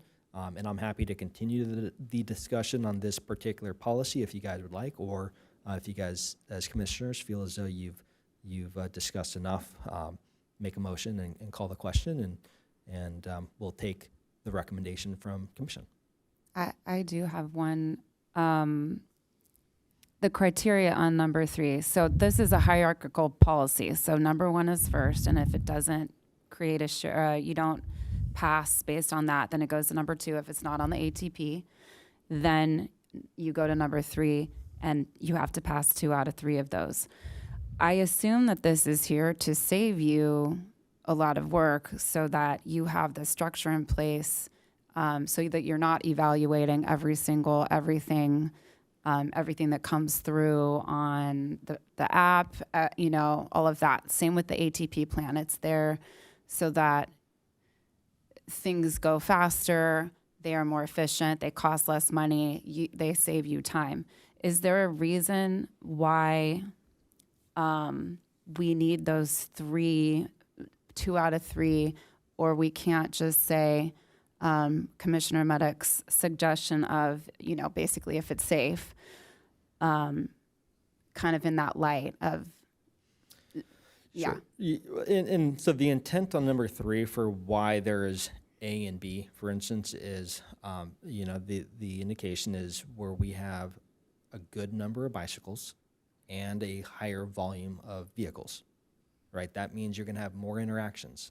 The more interactions you have, the more you want to ensure that you are marking appropriately, signing appropriately, doing something that is needed for that particular scenario. Does it have to be A and B? No, the recommendation from commission can be anything that makes sense. I mean, again, a big part of these policies is trying to have consistency throughout the city, so that way users have an understanding of what their expectation is going to be. Sharrows, I will say there are probably more locations where a Sharrow would probably fit a special case than some of the other policies because, they're just, it's a little bit different utilized of a marking. But, again, ultimately, we can skin this cat a million different ways as the engineers. This is what we felt was what makes the most sense and we think would be the most beneficial as a policy. But again, we are open to the recommendation of the commission. I'd like to make a suggestion. I think that Commissioner Duncan's proposal was a good one. I think for the sake of expediency we can keep these criteria and simply say if one or more of the conditions are met. The low bar on that one is the average daily traffic on the roadway of 1,000 vehicles a day or higher. Any of our arterial roads are going to meet that. And if we only hold us to one, then we're going to allow it. I would say an easier process in order to put Sharrows where they're needed. So, Is that a motion, Ron? I'll make that a motion. Okay, thank you. Wait a minute. I'll second it. How's that? I have a quick question about the wording, but I don't have a question about this motion. Do we want to do that first and then it's, Yeah. okay. Okay, any additional comments? We have a motion, we have a second. The only additional comment is that the ATP is put as a reference or a draft, since it's not really a final map. It was an approved map for future scoping. Are you offering that as a friendly amendment, Commissioner Henlian? Yes, friendly amendment, thank you. Commissioner Meddock? I'll accept that friendly amendment. Not a motion. The question I have is about the 1,000 ADT of 1,000. I know that's about what a residential street is. And when I looked up where Sharrows are the safest, it's, I think it was the AASHTO said recommended on streets that have under 3,000 average daily trips. I'm wondering if we need to put a high-end cap on that or on this policy to say, is there a maximum number where you don't want a Sharrow after that? I mean, again, ultimately, any Sharrow that goes in, we will do an engineering evaluation. Yeah, if I'm nitpicking, you can tell me. Yeah, so if there's a high volume roadway that we don't feel it's safe to have a Sharrow, we're not going to mark it. I mean, I don't love the idea just from a high level of anything over 3,000 to 4,000 ADT having a Sharrow, but that doesn't mean that there are not scenarios where that may make sense. But again, at the end of the day, we have our special cases and discretion where if we are not meeting the need with this broad brush of a policy, we can absolutely ensure that that particular special scenario is encapsulated. So, Okay, I don't think I'm going to push to have that. And if you're comfortable with it, but I wanted to make sure that that was clear. It wasn't, you're not putting them on, the higher traveled roads. Okay. Okay, any other comments? Any public review? No. Okay. Ready? Call the vote? Okay. Chair Trouth? Yes. Vice Chair Duncan? Yes. Commissioner Eldon? Yes. Commissioner Henlian? Yes. Commissioner Meddock? Yes. Commissioner Ratcliffe? Yes. And Commissioner Templin? Yes. Thank you.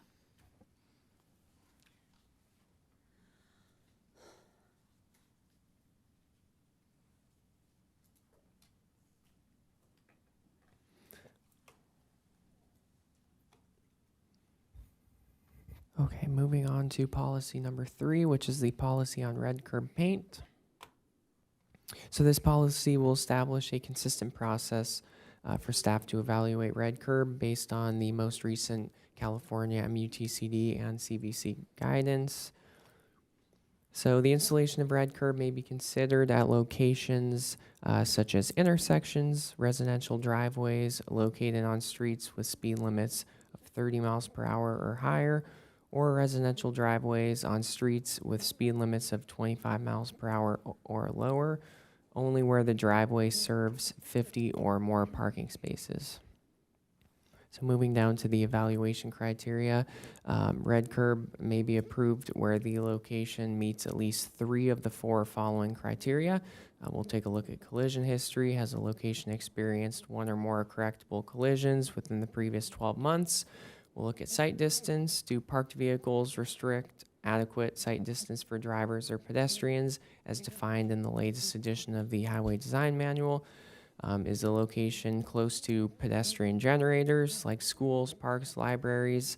And then we'll take into account the roadway geometry as well. Does it have substandard vertical or horizontal alignment that creates safety concerns? So 3 out of 4 of those criteria would need to be met.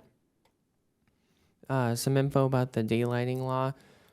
So pursuant to AB 413, parking is prohibited within 20 feet of the approach side of a crosswalk or 15 feet where curb extensions are present, regardless of whether red curb paint is installed. So we typically do not install red curb solely for daylighting purposes unless additional safety concerns are identified. These violations may be enforced without red curb.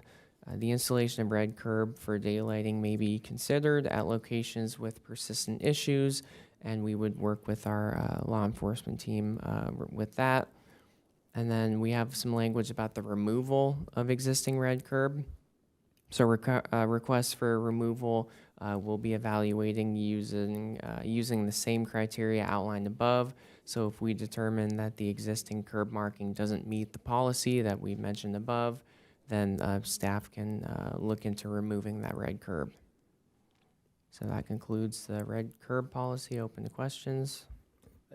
Dina, do we have any public comment on this? No, we do not.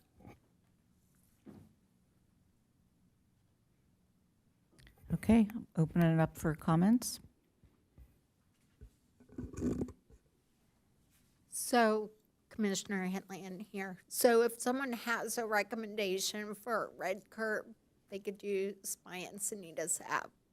And these are the criteria that they would look for to see if they qualify before asking, correct? I mean, they absolutely can look at this first and determine whether they meet this policy or not, but that doesn't necessarily preclude a red curb. It's a great start, and I would say the vast majority of our requests that we have to reject, we reject because they don't meet these criteria. And you know, we've been doing this for a lot of years at the city to kind of hone in on what we feel from a safety, a budgetary, and then an enforcement standpoint kind of makes the most sense. It's, you know, it's one of those things that it really is trying to do a balance act, and that's what this is culminated in.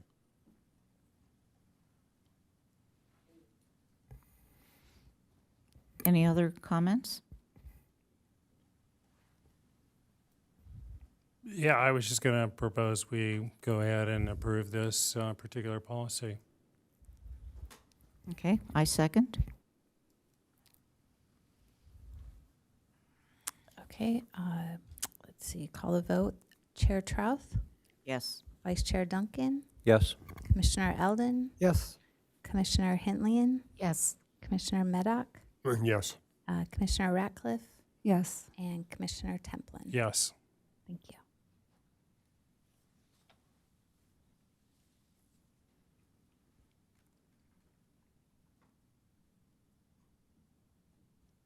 Okay, awesome. Moving on to the last policy, speed cushions.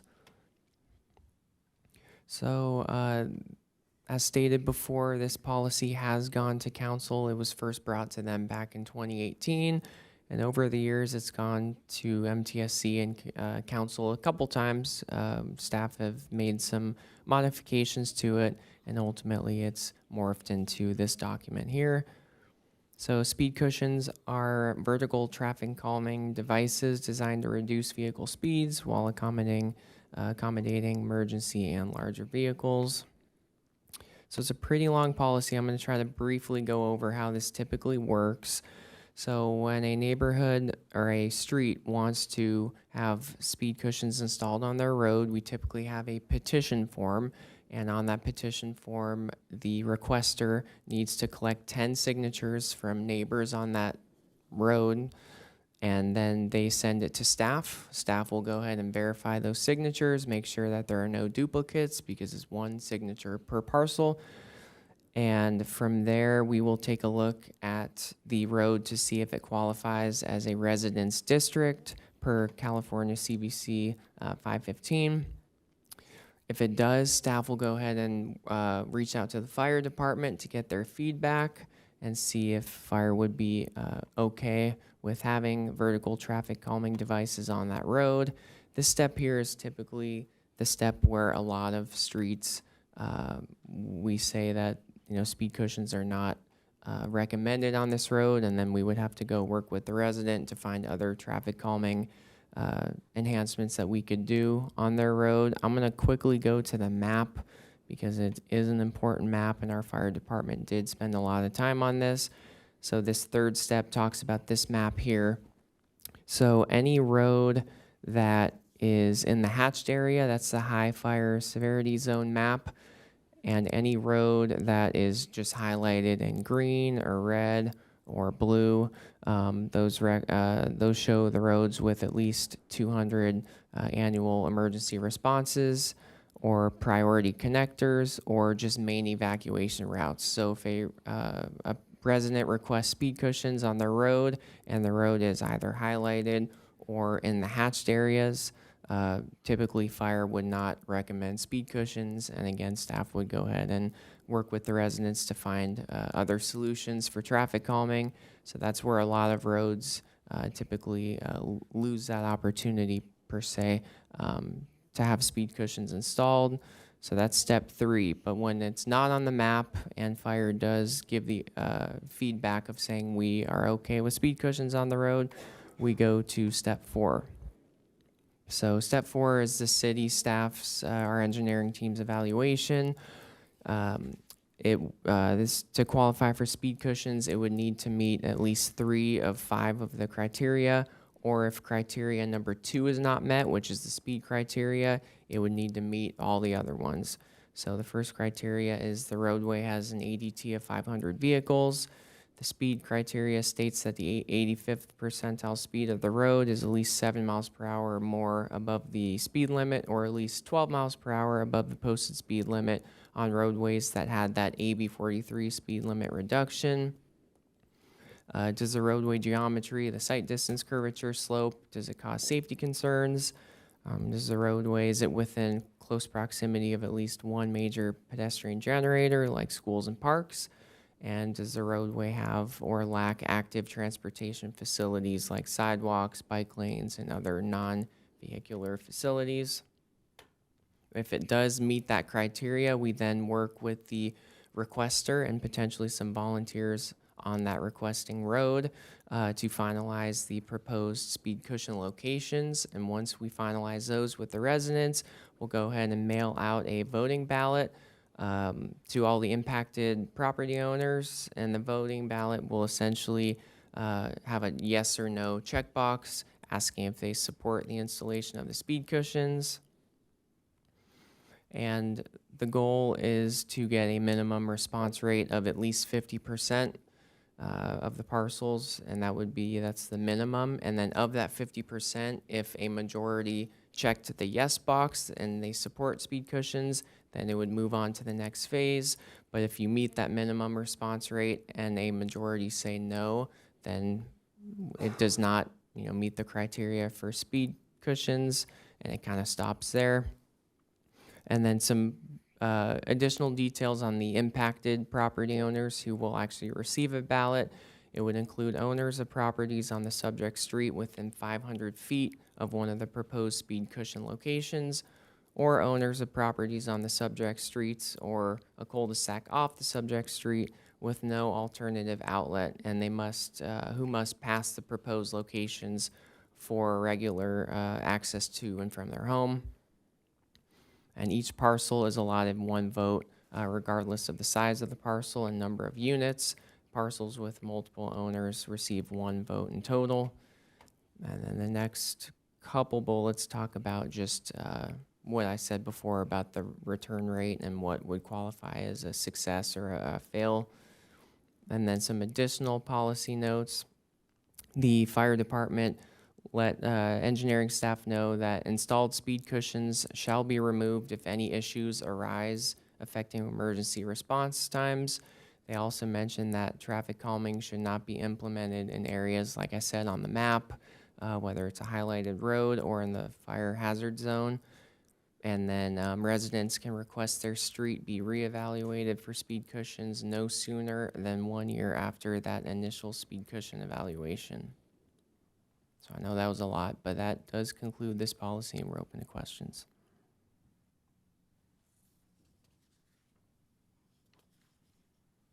I have a question, Commissioner Hitlian, about the ADT for 500. And that's a pretty low ADT for a residential street.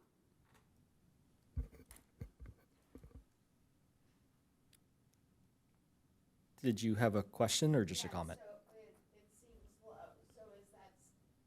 It seems low. So is that standard 500, or is that just the number the city has picked? I mean, it is a number that we have selected, and this has been the same ADT in our policy for at least the last decade. So the intent behind this is, if you have a extremely low ADT road, and Commissioner Henley, and I think your point is pretty much every one of our roads is going to probably have 500 ADT, so that's at least one criteria that's going to be met. But there are roads that we have that are less than that, and if we have one individual that is speeding on that one particular low-volume road, that is not, it's not as, when selecting an ADT, we didn't feel as though it's as imperative as having as if that were happening on a higher ADT roadway. So, again, is it a significant threshold? No, it's most of them are going to meet that criteria.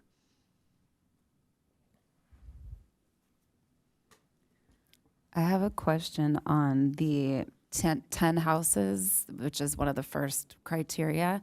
Knowing that streets are very different lengths, are you trying to reach a specific percentage, and would that be a better stat to put in there? Like a very long street may have a bunch of houses, a tiny street might be hard for them to meet 10, or maybe you had that. Yeah, I mean, the requirement for 10 is you don't have a single resident that is making this happen on their own impulse, right? So there is some buy-in from neighbors. That's just to get the petition moving, right? So you still have to go through the entire voting process that encompasses all the potentially affected properties. So,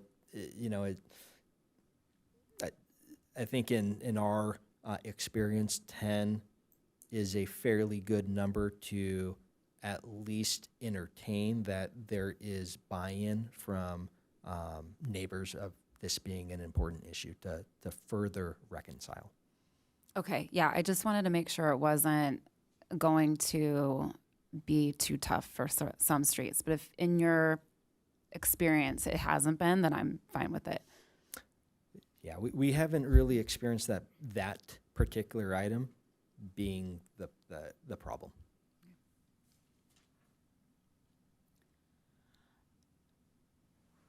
Any additional comments? I do have one other comment on the traffic calming restriction map. I had a tough time understanding it. Now I am understanding. And the way it is worded right before the map, where it says additional policy notes, fire prevention indicated that traffic calming, not speed humps, but traffic calming should not be implemented in any of those areas, which is like a lot of streets. So is that true? No traffic calming measures at all on any of those streets are allowed in the city? So it depends on what the traffic calming mechanism is. For instance, if we install a speed radar feedback sign, that is a traffic calming technique. That does not affect our emergency personnel. Now, if there are horizontal or vertical deflections that affect a fire or emergency apparatus as they're attempting to go to an emergency situation, those types of implementations would be considered to fire in these locations where they are getting 200 incidences a year, non-starters, because it would slow down their response time too much and it would be too impactful for them.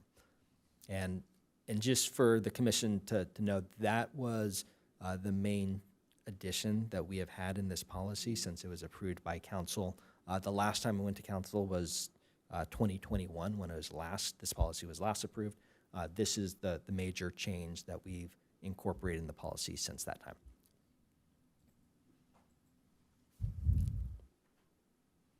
Yes. Well, segueing on Commissioner Radcliffe's point, might it not be better on, I don't have a page number here, but on the additional policy notes, number B, or fire prevention indicated that speed cushions should not be implemented, and just address the speed cushions rather than blanket traffic calming, since that's not correct.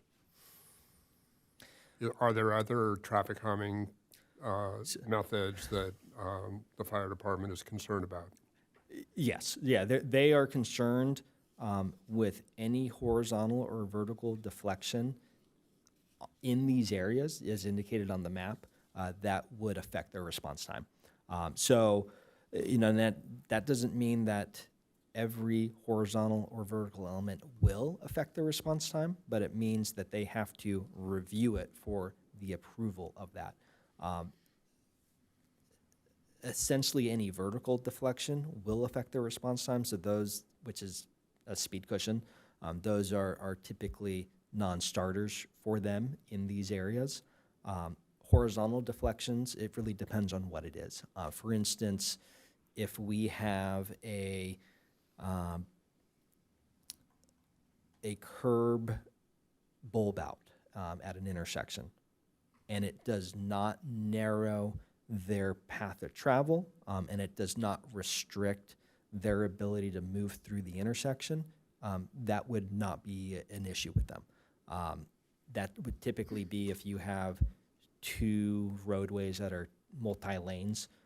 If you have roadways that are one lane in each direction and you do bulb outs, just based on the turning movements of fire apparatus, those would typically be impactful to them. So it kind of depends on the scenario where the horizontal deflection would be installed and what that horizontal deflection might be.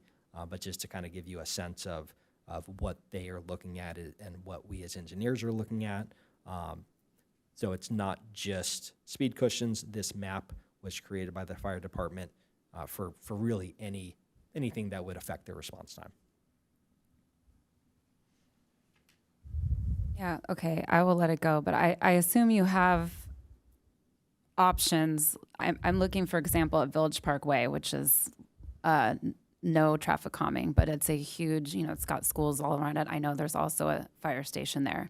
I also know that there are raised deflections that a fire truck can easily drive over. So I'm just gonna assume that you can have that conversation with the fire and emergency services, and that it doesn't mean nothing goes on a street that has tons of kids going to school and really needs something. So I'll just say that on the record, and then we can let it go. Yeah, no, and good comment. And just for Village Parkway specifically, Commissioner Ratcliffe, staff are bringing some recommended or potential improvements for safety improvements, for the intersection of Parkdale Lane and Village Parkway on Wednesday. So, Oh, yeah. It was just an example I could pull up really quick on the, like I saw the name. So that's a good example. I'm sure there's others on this map. So yeah, to your point, I know that intersection's being looked at.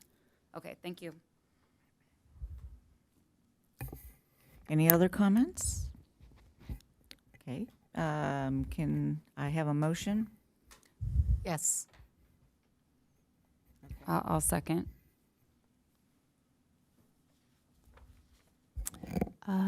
Chair Trouth, Yes. Vice Chair Duncan, Yes.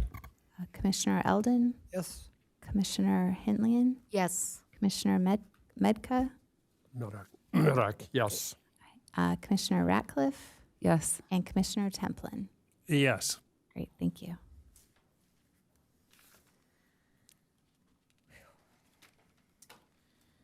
Okay, let's see, we're on to, let's see. 8B is going to be tabled until our August meeting. So we're moving on. So I think for 8B, Commissioner Meddock had a minor modification to work plan item 2 that he wanted to share with Commission, and this is perfect timing to share and get feedback, discussion, and potentially approval of this modification. Yeah, before we get into that, I just wanted to ask, are we going to try and finish by 8:30? Yes. Okay. And then there's, how many more items on there? There's a commissioner-initiated item. Yeah, I think we have like about 3 more items. We should- Okay. yeah. Is that are we going to be able to do that in a half an hour? I think we can. Okay. Okay. Okay, so Commissioner Meddock, do you want to kind of just explain to us what you've changed? Because we did review this and vote on it at our last meeting. So I know you've updated some things, so maybe you can clarify that for us.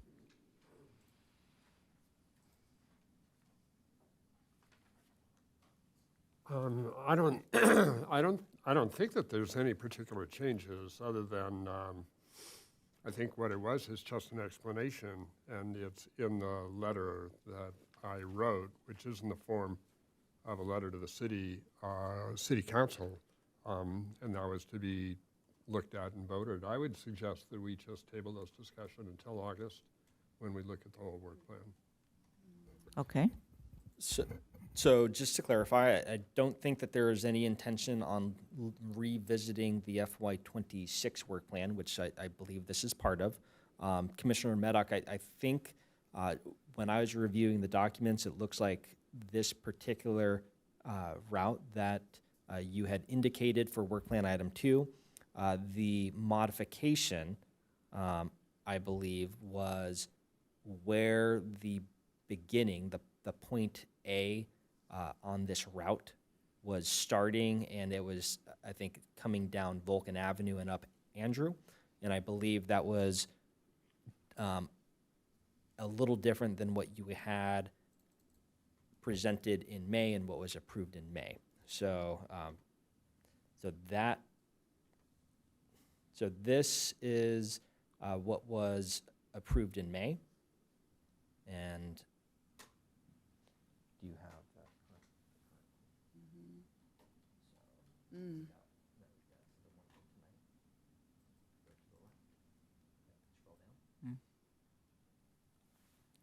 So if you look at the northwest portion of this alignment, that is what I believe has changed in from May to today.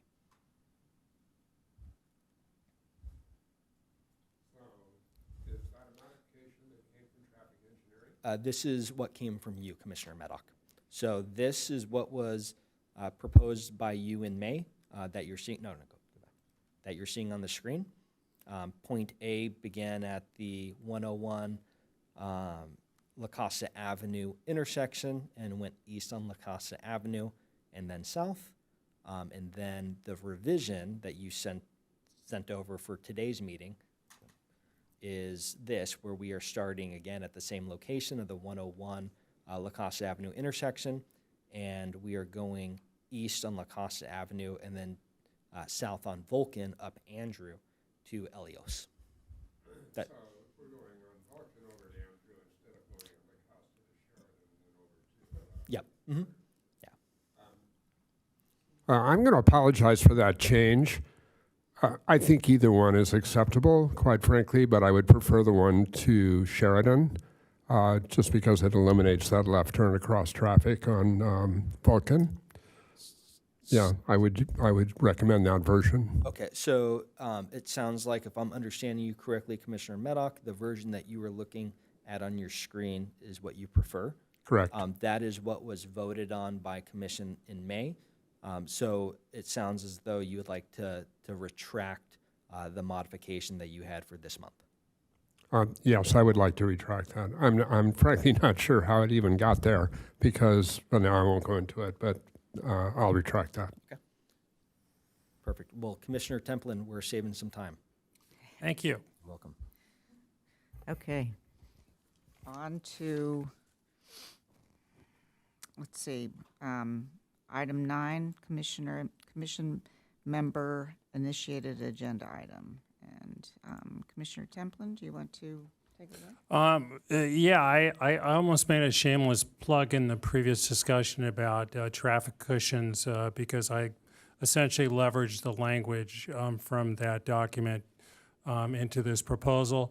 As you've probably heard in previous commission meetings, all I'm really asking for is that when we evaluate city streets for reductions in speed, we actually talk to the people who live there and see if that's really what they want, because I think they're the people that are really directly impacted on by this. So that's really the intent of this, just to make it a more democratic process instead of, one disgruntled person in the neighborhood. It's, it's consensus for the people there. I support what you're proposing. It seems like there's a nice process that we have for the speed cushions in order to get those approved. Sending out information to the appropriate people. So, okay. We have 2 public speakers. Okay. Okay. Our first one is Brad Lefkowitz.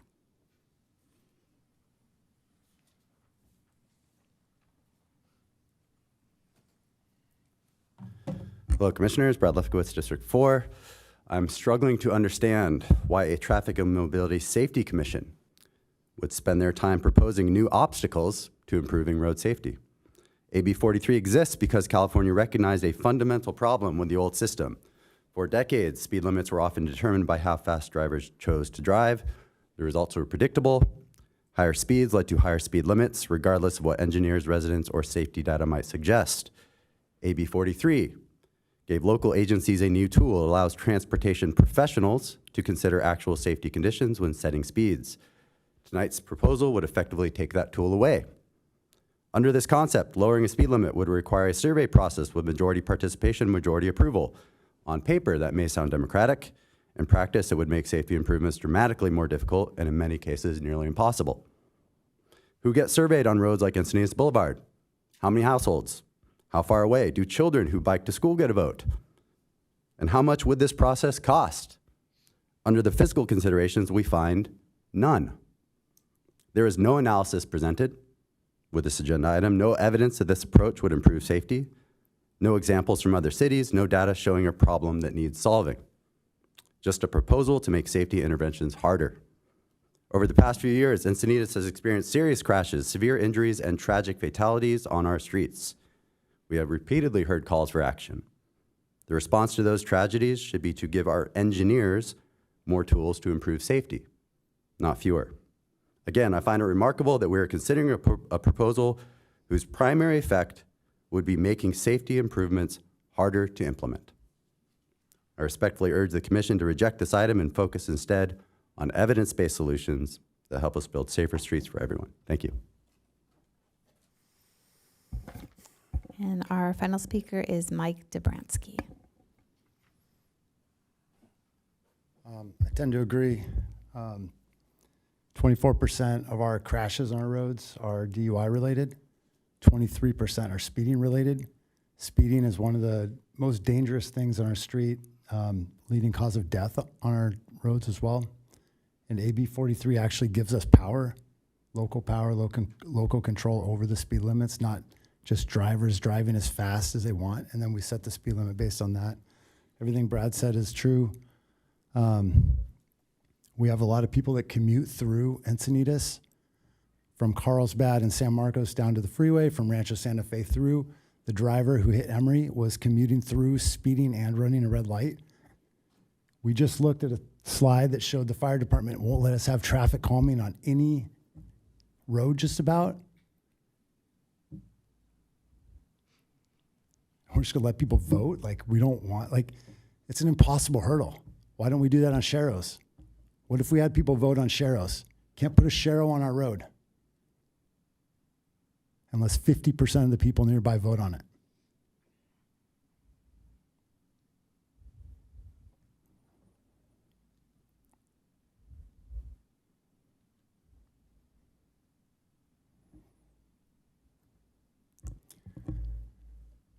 When you're a community member and you sit at home and you get this agenda item and you look through all the items and you think, man, what's going to be okay for safety? Like, the commissioner is going to make our roads safer. And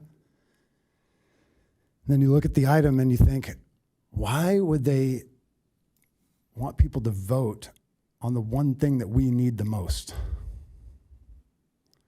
It's not democratic. None of you guys got votes to be up there. You guys were all appointed by our council members, right? Is that democratic?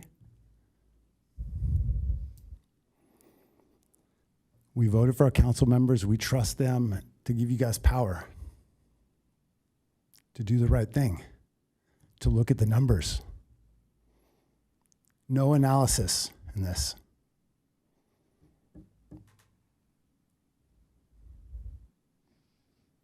If I came up here and presented something with no analysis, what would you guys think? I got 3 minutes here.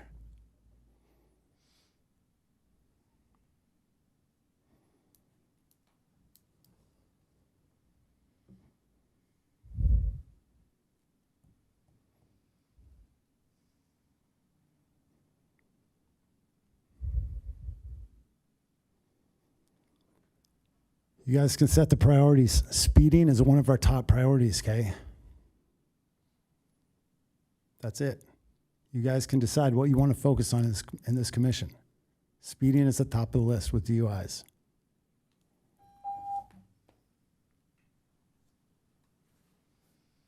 Okay, we have thesis and antithesis. Let's get synthesis out of from this, because the point they both make is, in my mind, spot on. And I think most of us agree that, speeding is the major problem, and we don't want to put impediments here. What I was thinking is that if traffic engineers already decided that a particular street merits a reduction, let's not get in the way of that, first of all, right? So no vote, no nothing, right? They get it. Then in addition, if there's an individual somewhere that wants to propose where these hadn't been considered before or hadn't met other criteria, then go ahead and vote to go ahead and try to get that reduction in. Let's try to make it an or situation rather than an and gate where they both have to be met. And let's provide additional ways to get AB 43 applied. And that's where I think we can work with what you've got and work with what they have, because I fully support everything they said. So thanks. Yeah, so I guess I'll pop in here. Perhaps the proposal was poorly worded. The intent was to address those issues, those situations down where the traffic engineer recommended that the speed limit be reduced. But in those cases where I think on the previous procedure or policy that we talked about, there was a person in the neighborhood that approached the engineering department, an individual, and decided that they wanted to reduce the speed limit. And according to the previous policy, if I remember it, there was no more general survey to ask if people in the neighborhood agreed with that. So to me, it seemed very undemocratic to leave that decision up to a single person. So that's where this particular request came from.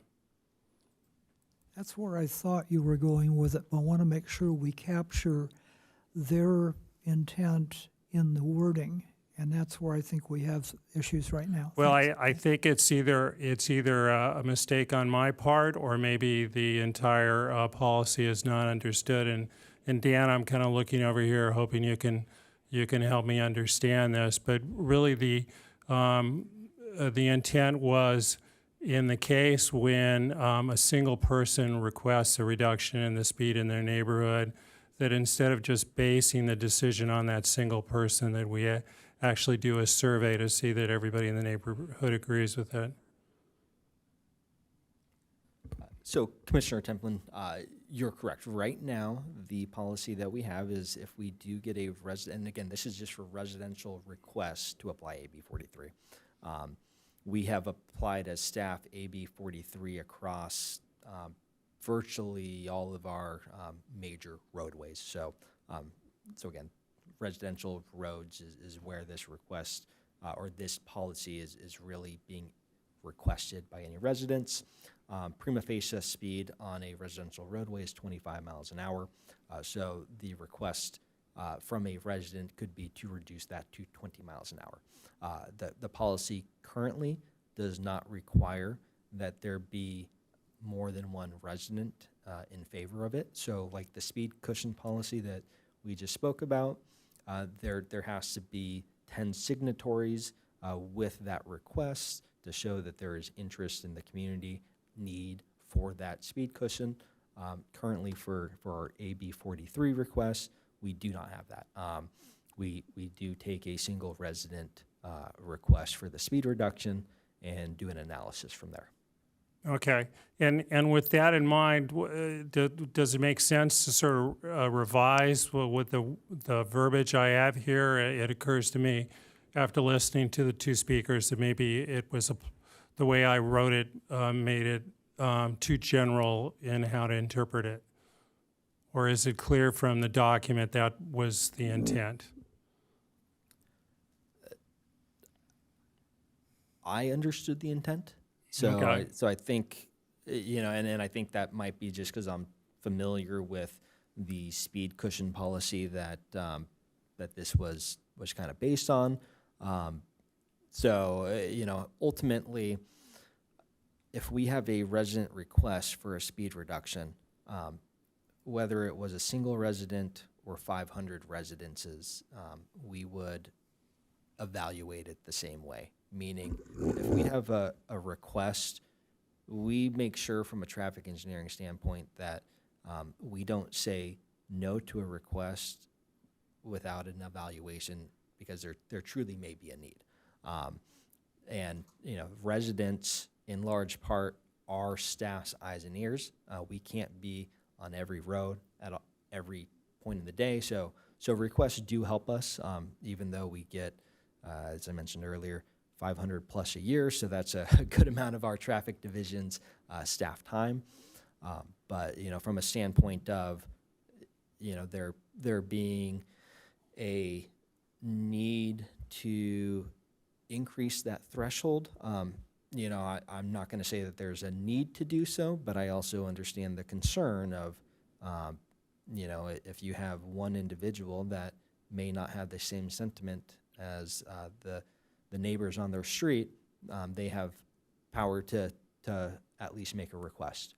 From a speed standpoint, I never really have a concern with one individual making a request to lower speed, because again, we will do an analysis make sure that it either meets the need or does not, and we'll move forward in that regard.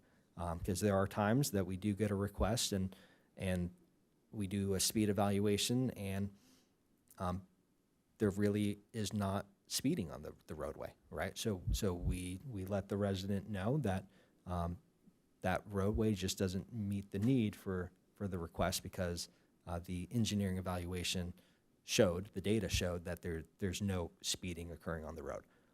Now, if we have one resident make the request and an engineering evaluation shows that there is that speeding on the roadway that we don't want to happen, then we are happy to move forward a safety feature to ensure that we're trying to reduce that speed.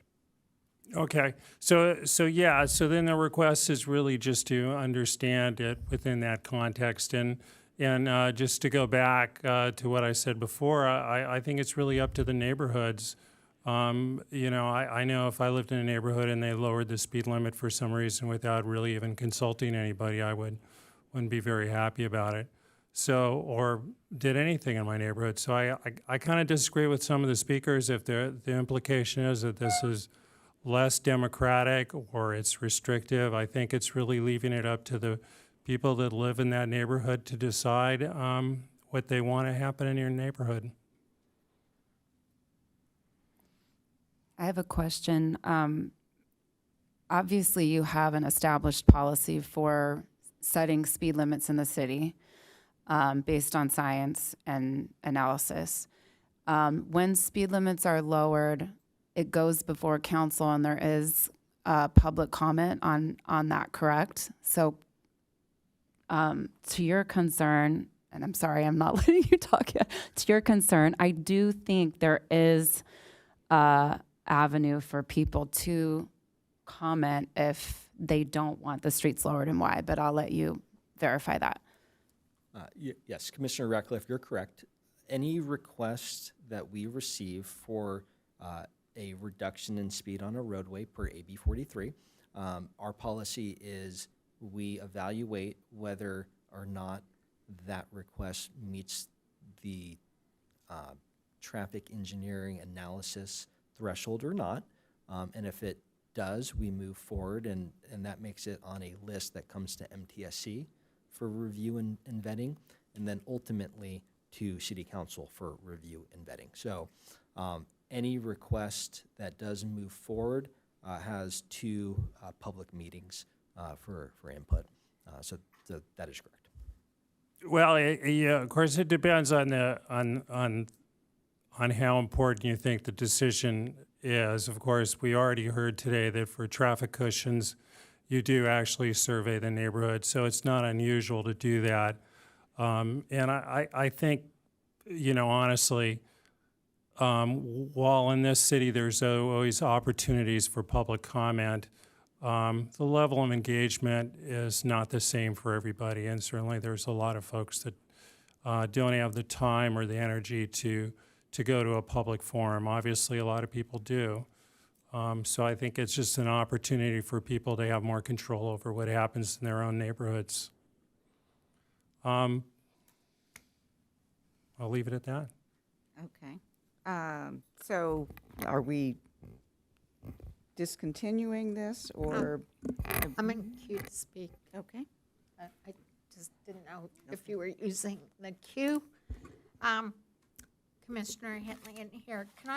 I'm going to ask some questions for clarification, because I believe I reviewed this AB 43 with Engineer Nutter. This is specifically for residential streets. We're not talking about AB 43 for Encinitas Boulevard or El Camino. And I'll make a reference, wasn't it about a year ago, Via Cantabria used to be 40, and it went to council, and now it's 35. I'll confess, I still have a hard time driving at 35. But an example would be a 25-mile-an-hour road like Rose Bay. If one resident wanted to reduce the speed to 20, which would make it a little bit nicer. All it would take would be one resident. Yes, it would be good to have more input, but having done traffic calming on Rose Bay for speed cushions 5 years ago, I don't think anyone would fight me on that. So it's roads like Rose Bay and Cornish and residential streets that might be 30 or 25 that want to have a reduction, correct? That's correct, Commissioner Henley. And to that effect, again, I just want to be clear. The current AB 43 policy for residential requests, that just because a resident makes the request doesn't mean that it makes it to MTSC or council for implementation. It still has to show that there is an actual speeding issue and concern. So there is that threshold from an evaluation perspective that still has to be met within the criteria. So residential streets, not major arterials, correct? Okay, thank you. Any additional comments? Okay, so as a commission, do we want to set this aside? How do you feel about it? Yeah, I don't know that it needs to be set aside. I guess we just need to vote for it, and people can vote with their okay. hearts. Okay, so let's see, can I? There would need to be a motion. Yes, I was just going to ask for a motion. Can I have a motion? Wow. Okay. I'll move that we approve this. And I'll second it.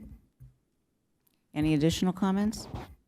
And just for clarification, you're voting to recommend this to City Council, correct? Yes.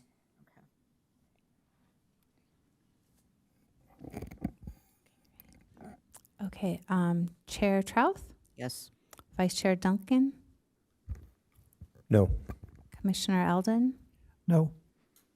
Commissioner Hentlian, No. Commissioner Meddock, No. Commissioner Ratcliffe, No. and Commissioner Templin. Yes.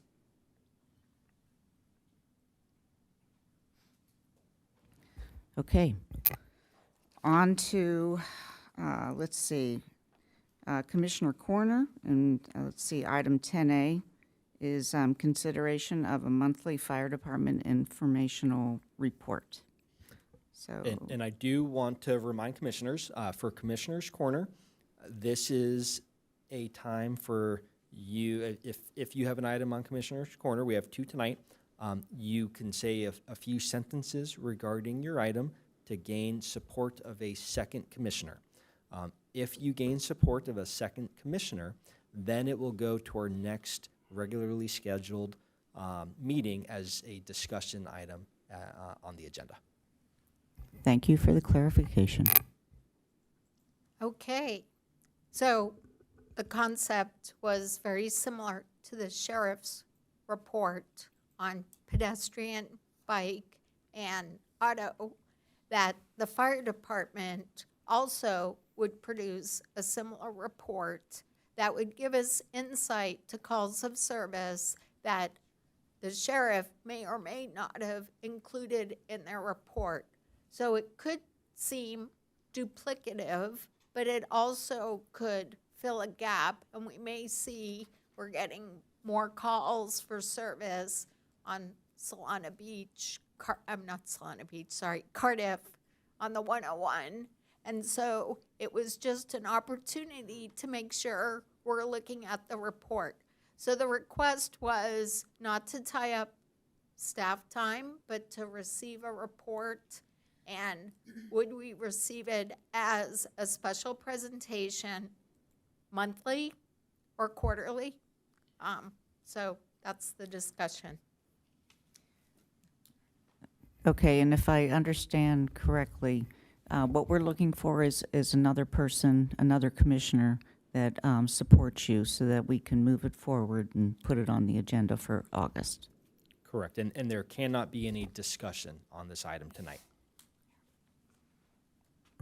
I'll approve it. So or there I'll may not be second any it. discussion. Correct, Commissioner Maddock, yeah, no discussion. I'll support it. Okay. You have two commissioners that are supporting you. Thank you. Do we need to do anything else on that? No, Commissioner Templin, I think, was the second supporter. It doesn't matter. Thank you. Okay, the next item on the Commissioner Corner is Class 2 e-bike age restrictions.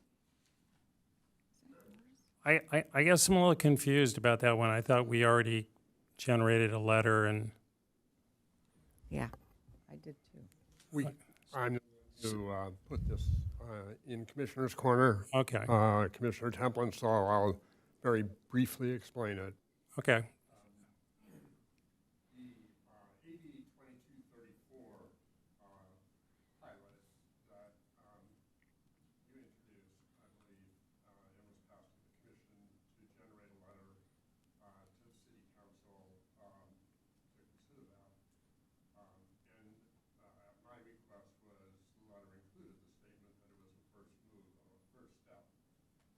Since that was a couple of months ago that we passed that. Since that, a lot of data has come forward. When we passed that measure, the data that you included in what we were looking at was only through 2023.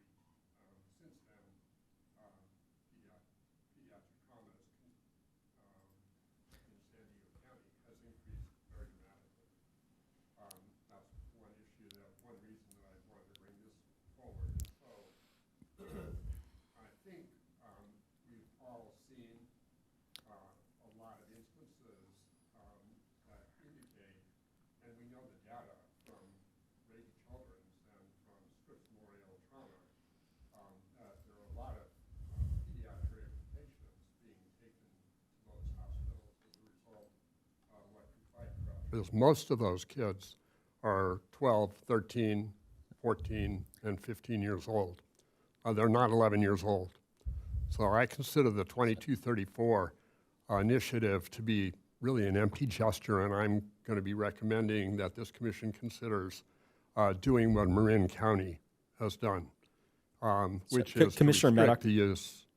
I apologize. We're getting too close to being a discussion, so Okay. just want to hit the subject quickly, and then if there is support for a second. Okay, I'll second it. you'll support it? Yeah, I'll support it. Well, I won't go any further then. Okay. We're good on that, correct? Okay. Okay, moving right along. Informational items, mobility project updates. Before that, just a question. In terms of speakers for future meetings, is that on our agenda list somewhere? Or It's on our work plan. okay. Well, I was just going to suggest I could try and reach out to somebody from Scripps or Rady's to come in for the next. So Commissioner Templin, as of right now, we do not have a fiscal year 27 work plan that will be going to council prior to the next meeting. So at this point, it would be a little too early to move forward on the fiscal year 27 draft work plan, since that has not been approved by council yet. Okay, so then we could make it a Commissioner Corners item that we could discuss at the next meeting. Is that correct? You can, yes, you can make a Commissioner's Corner comment right now to again say a couple sentences to have an Right. agendized item for Okay. next meeting.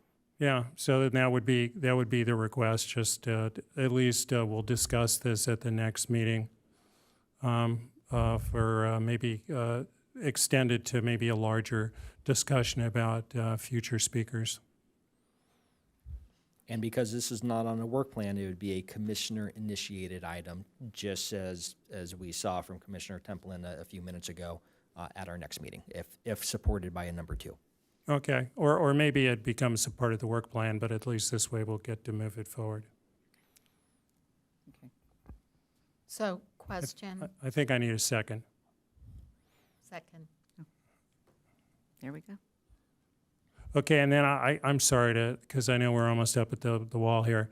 I don't know whether this is appropriate, but I'm going to ask anyway. So there was a speaker earlier who was talking about a document that Commissioner Maddock had prepared, or I really didn't understand the background to that. But I was hoping maybe we could have a discussion about this at the next meeting or something like that to try and get some more understanding about what the concern was and maybe even incorporate this document into a public forum as he requested. Well, I can just explain what that was. This is a document that's been... So, Commissioners, I apologize. This is not a time to discuss. Oh. As Commissioner Templin has stated in Commissioner's Corner, he is looking for a second to discuss that document at the next regular agenda meeting. And I think Commissioner Hitley, you seconded, correct? Not this one. No, This is okay, a new excuse one. me. Okay. Oh.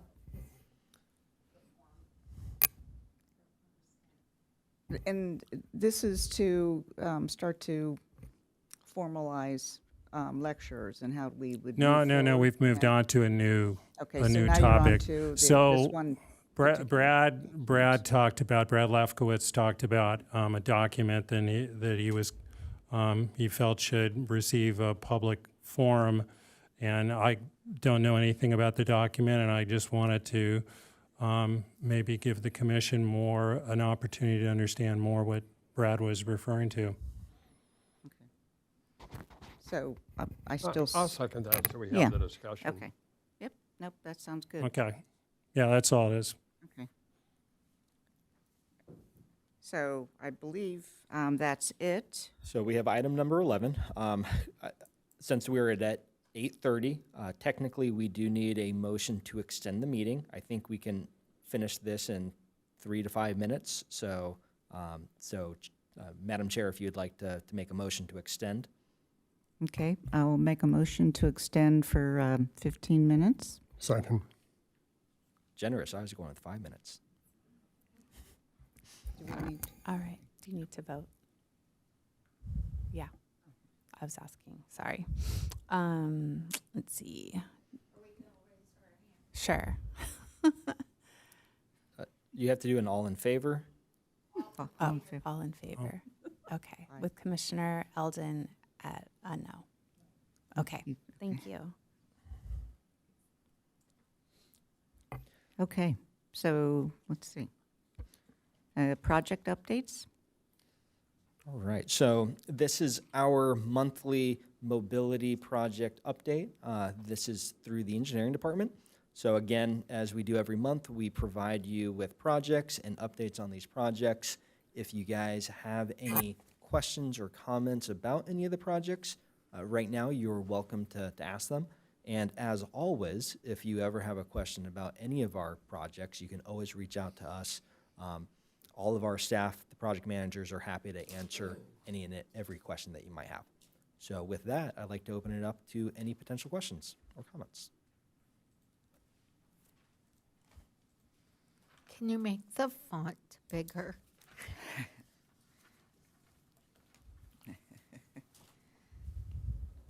Thank you. I have a comment. I'm just going to request once again, and I've done this before, Chief Engineer Nutter, that we refer to Class 4 bikeways as either cycle tracks or Class 4 bikeways, but I do not agree with the nomenclature calling them protected bike lanes for obvious reasons. Thank you. Thank you for the comment. I appreciate it.